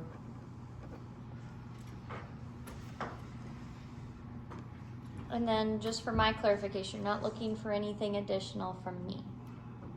Okay, That's correct. alright, Right, Lynn? Yes, we're good. Okay, that's correct. alright. All right. Item 11, then would be a public comment. Mr. Dilber. you wanted to- Well, about 2 or 3 amendments ago, I wanted to mention that the wording that I suggested covers anything. It doesn't cover energy or any other subject, anything to do with health and safety. And I would suggest that maybe you put that on the agenda for the next meeting. Okay. As a possible wording. Duly noted, thank you. Thank you. We have that, we were provided that by the planning commissioners the other year. It's a little different from what I printed, but that's close. Any other comments? Yes, sir. I'm just curious, I guess, if Vesper is still working on their plan at Site A, how much actual time is there available to planning committee to have all these subcommittees and plans before they do something without us having a WIO in place or something to protect us? If their plan is to get it done, how quick can they do it? And can they do their stuff before the planning committee gets around to doing what they need to protect the township? I don't know if that makes sense or not, but Well, I'm just curious, like, depending on that which they, path, are you talking about if they seek approval from the MPSC? yes, like, if they're obviously rushing to run through this and, get their stuff done, but that's in place. And if we don't have something concrete in place to protect us before they get that done, like, basically, how far are you pushing this out with the subcommittees and the master plan in January and all this? Like, if they're rushing through this, will they get to the finish line before us, basically? Well, I can't speak for Vesper, and I don't know if I'm supposed to answer the question, but I can tell you the YO at this point is dissolved. Like, the township will be taking no action in the direction of further recommendations to the board of our prior YO draft, if you will. Is that correct? As far as I know, and I don't know if the township still has an active moratorium on such applications. That would be the nuance that I don't know the answer to. I think the potential applicant has just been in conversations, but that some communities do a moratorium. I think there was one at one point in time for the township, but the biggest legal thing is you cannot have a continuous moratorium to work on it. Yep. Because everyone sees through that in a court situation that you're just eventually just stalling. Yeah, or you just get a bad connotation, even if you're not intentionally trying to do that. And so I can't answer that. That would be a legal opinion on that. As far as how long are they willing to before they push that discussion, and what our options are. It's not possible for us to answer that question, honestly, sir. It's just that I'd like to see us be protected in the meantime, is all. I get it, but then at the bottom line is we can't have the cake and eat it too. We want public input, it takes time. This is something that, like I said before, we don't have the right experts here, don't wanna rush it, or else we end up with a draft like we got. So it's one of those deals where I understand your concern, but this isn't something that we can just jump in feet first and expect to have a while magically appear in 2 weeks. So, I mean, if that was the situation, then we'd be looking at draft C. Well, then now a lot of people are harping because there wasn't a lot of public input. Any other comments? Yes, Lions 14-9. Just thank you. I think this was the right call. And I think going forward, 233 or no 233, regardless of its future, the township needs ordinances that are going to count for renewable energy projects. But we need to do it in a way that is thoughtful and forward-looking, and understands the landscape of possibilities. So I think pumping the brakes here is the right call, and also moving forward, thinking these things through diligently and carefully. So thank you. Thank you. Thank you. Okay, so read through my notes here, but first of all, I'm gonna say, I don't think we've ever had a moratorium like that. From my recollection, we've never publicly said we're putting a moratorium, so we don't have to worry about being out of compliance with anything or looking like we're stalling or something. But with that said, I think slowing down tonight actually honors your previous work because it recognizes the shortcomings and the things that you want to make sure that you are addressing. So I just wanted to note that. And nobody's gone to the state. I would posit that that's not because the state has all the experts, but because maybe the state has no plan. And so going through the state might not be that easy for the energy companies. If it was, they would have all done it by now. So I don't know. I mean, it is a gamble, right? We don't know how long it's going to take, and we don't know how long they're going to wait. But I think that since they imposed it, they should take on the risk, like you said. But we should be making what we want for our ordinance. I don't care what it's called, Creole, YO, regular ordinance, whatever, it doesn't matter, because when you make what you want, you call it an ordinance. If it turns out that that's a YO, fine. If it turns out it's a Creole, fine. It's at least what we want. And so, the other thing I wanna say is, there are some new resources that exist now, that didn't exist last year when we were working on this. So there's EDRA, it's environmental, don't ask me what the acronyms are, EDRA, and then there's a new one, they came into the office, Kevin knows too who they are, L and LC. Their acronym is L and LC. They are groups of advocacy groups, alliances that actually have done a lot of work on renewable energy ordinances and stuff, and they have contacted us. They've made themselves available. They'll send people out here to do a big public meeting. They'll send people to help you guys understand things better. They were not available to us last year. So there's a lot more information out there, and perhaps, you know, getting some master plan discussion, all the things I heard tonight, very positive, and I think that those types of things in the future might help direct this PC board on their next steps. So thank you for taking a step back and really thinking this through. MGA has one. Okay, thank you, Teresa.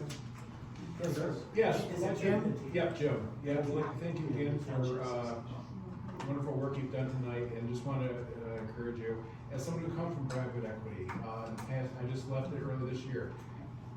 There's nothing Vesper cares about energy other than it makes them money. That's the only thing they care about. When I worked for developing buildings, they look for the right area. They want developing areas. We didn't care about a certain area because it was pretty or because it had nice trees.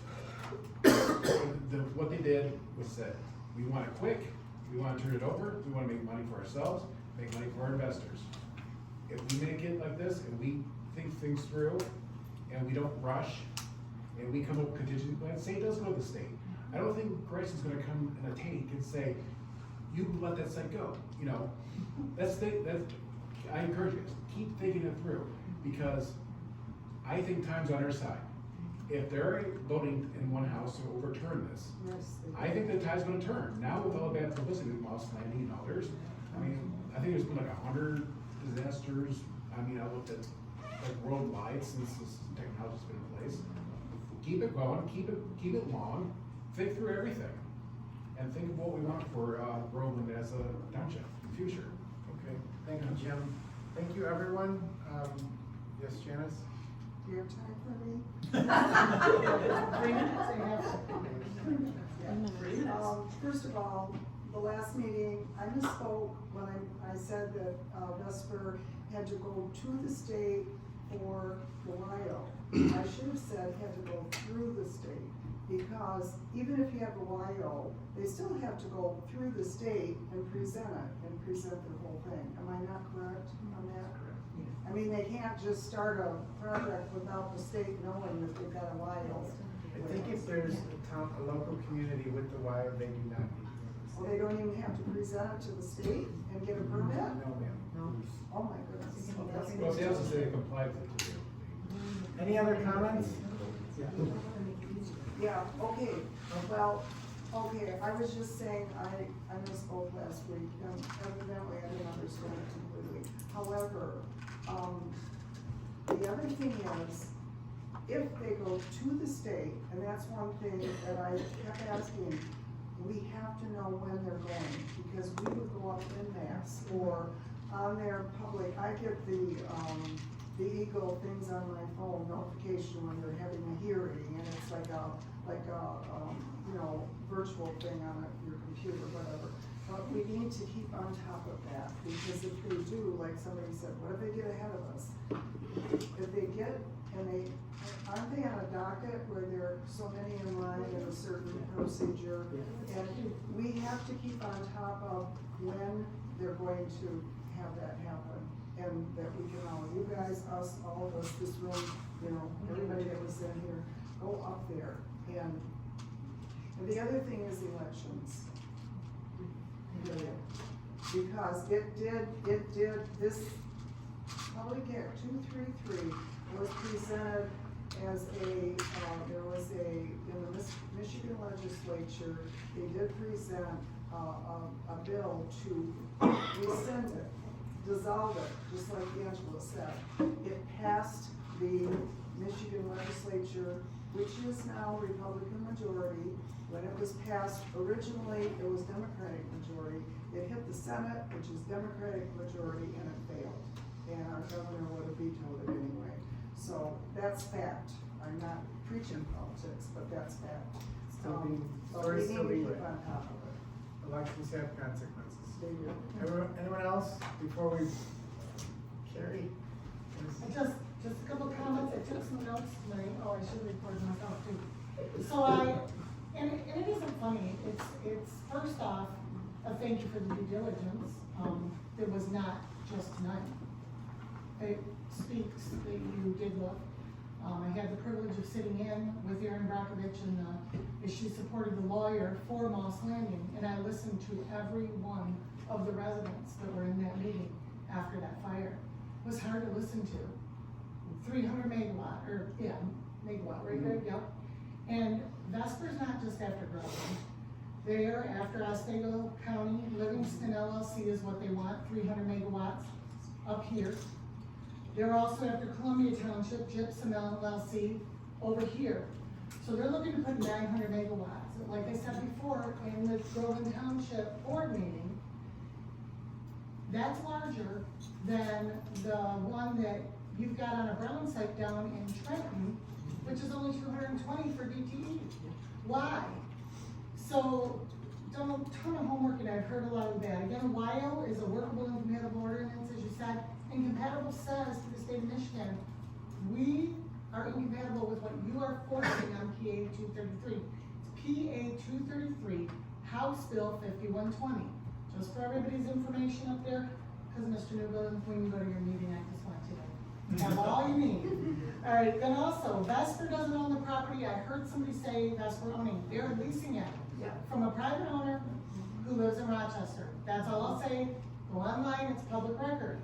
They've been leasing it for $5,000 a month for about 2 years now. They've got a lot of money. So this has all been about money. It's going into Site 8, we don't want to hear, we don't want to hear, we don't want it anywhere.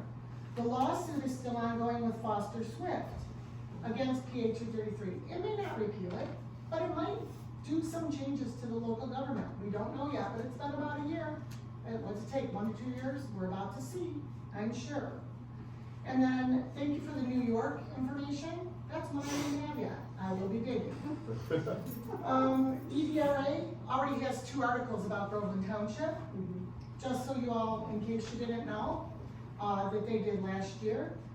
And I think that's about it. I mean, I could go on and on, but you guys, we don't need to be here anymore. Thank you, Thank Carrie. you for your time. All right. And I was right at it. That will close public comment, right?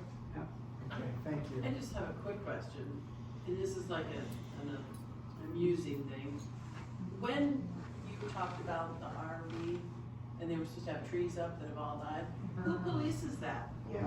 I mean, isn't that something that Groveland should have somebody that's going around going, oh, okay. I just was curious because I thought. That's a county property, isn't it? So whatever's on your site plan, if there is required trees, then the township is required to do code enforcement on those trees. So if it's a required tree, then you can go after them to replace it. If they were not required trees, then no. But We had discussed So we have to go berm after and the county? everything else. Because it's a county park, right, isn't it? Yeah. But I was just curious, like, who polices that? The township. The township is supposed to too. So, I'm gonna bring everyone's attention back to tonight's agenda. Thank you. We know you can remote. Looking at item 12, administrator, consultant, or staff reports. Danielle, there's a discussion regarding possible items for the November 17th agenda. We know one such item that will be included. Are there others? I don't have anything upcoming. Mining is, will not be done this year. It will be done next year. Okay, And that's about it. okay. So with that, if there's no other comment or discussion from my fellow commissioners. I make a motion, we adjourn for tonight. Second by Mike. All in favor? Aye. Opposed? Auf Wiedersehen. Who seconded that? Keith actually seconded it.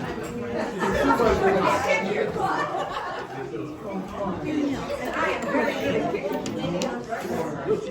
Just answer one quick one. Donnelly? What? I didn't do Okay, anything. so I'm on Perryville. Do you see the gravel pit behind us?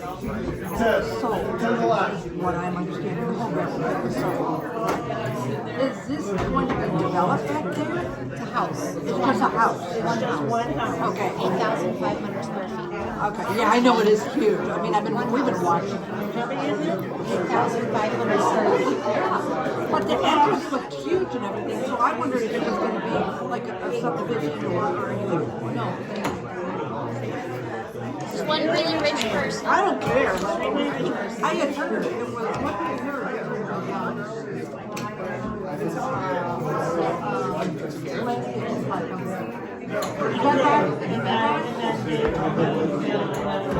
Oh, is it? Oh, I thought. I need to know him. Okay, thank you. I wondered because we only saw the one house in the garage and everything, but we didn't know if they were going to do, anything else. It's a pretty big monstrosity. Yeah, it's going to be very pretty. And very nice people, as far as I can tell. As far as I can tell. That's good. That's good. I know, we've been watching it, because, there's so much, trees and everything else that block it all, but what I can see from the road, even the trees alone. Oh, I don't know. I want to just go stand there and look at it. Yeah. Oh, that's good. This is just, I just wondered if the property behind us, they owned by the same guy who owns the house. I don't know. the board in case it's. I don't know what. Okay, I can make one copy right now and they can come. Do you want I'm me hoping to? it is, because then he might not I'll make develop copies it. for them. Yeah, And, get them online.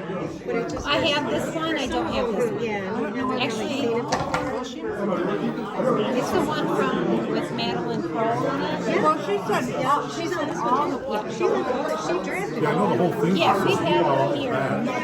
multiple times. We probably have this in the packet, but all the sites can make stuff down by Larry and stuff. Yeah, but there's a stretch behind us. Yeah. What's that?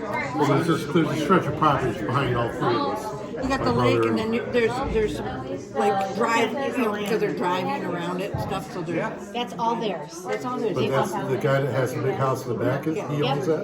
Okay, The interesting. entire gravel pit is theirs. He bought it all, yeah. Well, that's what I'm hoping. So did he buy the donut that was setting off all the fireworks or? No, I think that's the one. No, those are separate lots off of Dixie Highway. She sold those, remember? Yeah, but I thought she sold them to another gentleman. I can't remember his name. Minna? Chad Minna? Well, he has those, there's that small stretch behind us, and one goes up to the corner of Dixie and Perryville. I'm pretty sure that the big house. Big house, okay. Yeah, yeah. That's what we're kind of hoping for, because we might have to go behind us. Between the I mean, lake and it's his us. house, but he Yeah. can't do anything but build a house there. So if he wants to do outbuildings, it's gotta be within the ordinance. Okay. It's Can't be in residential, the front of the right? house without variance. Is it some residential? Yes, yeah. Real estate government. Well, we were worried there was a stretch behind us, but it's not big enough to build a house. Well, last time we talked to her, she said it just meets the requirements of length by width, and it'd have to be a long, narrow house. And it depends on how close they can build to the lake, Yeah. and still be away from our I don't know property. that off the top of my Yeah. head. Yeah. We were just We're concerned. just kind of hoping that it's going to stay. But she said they're nice, so.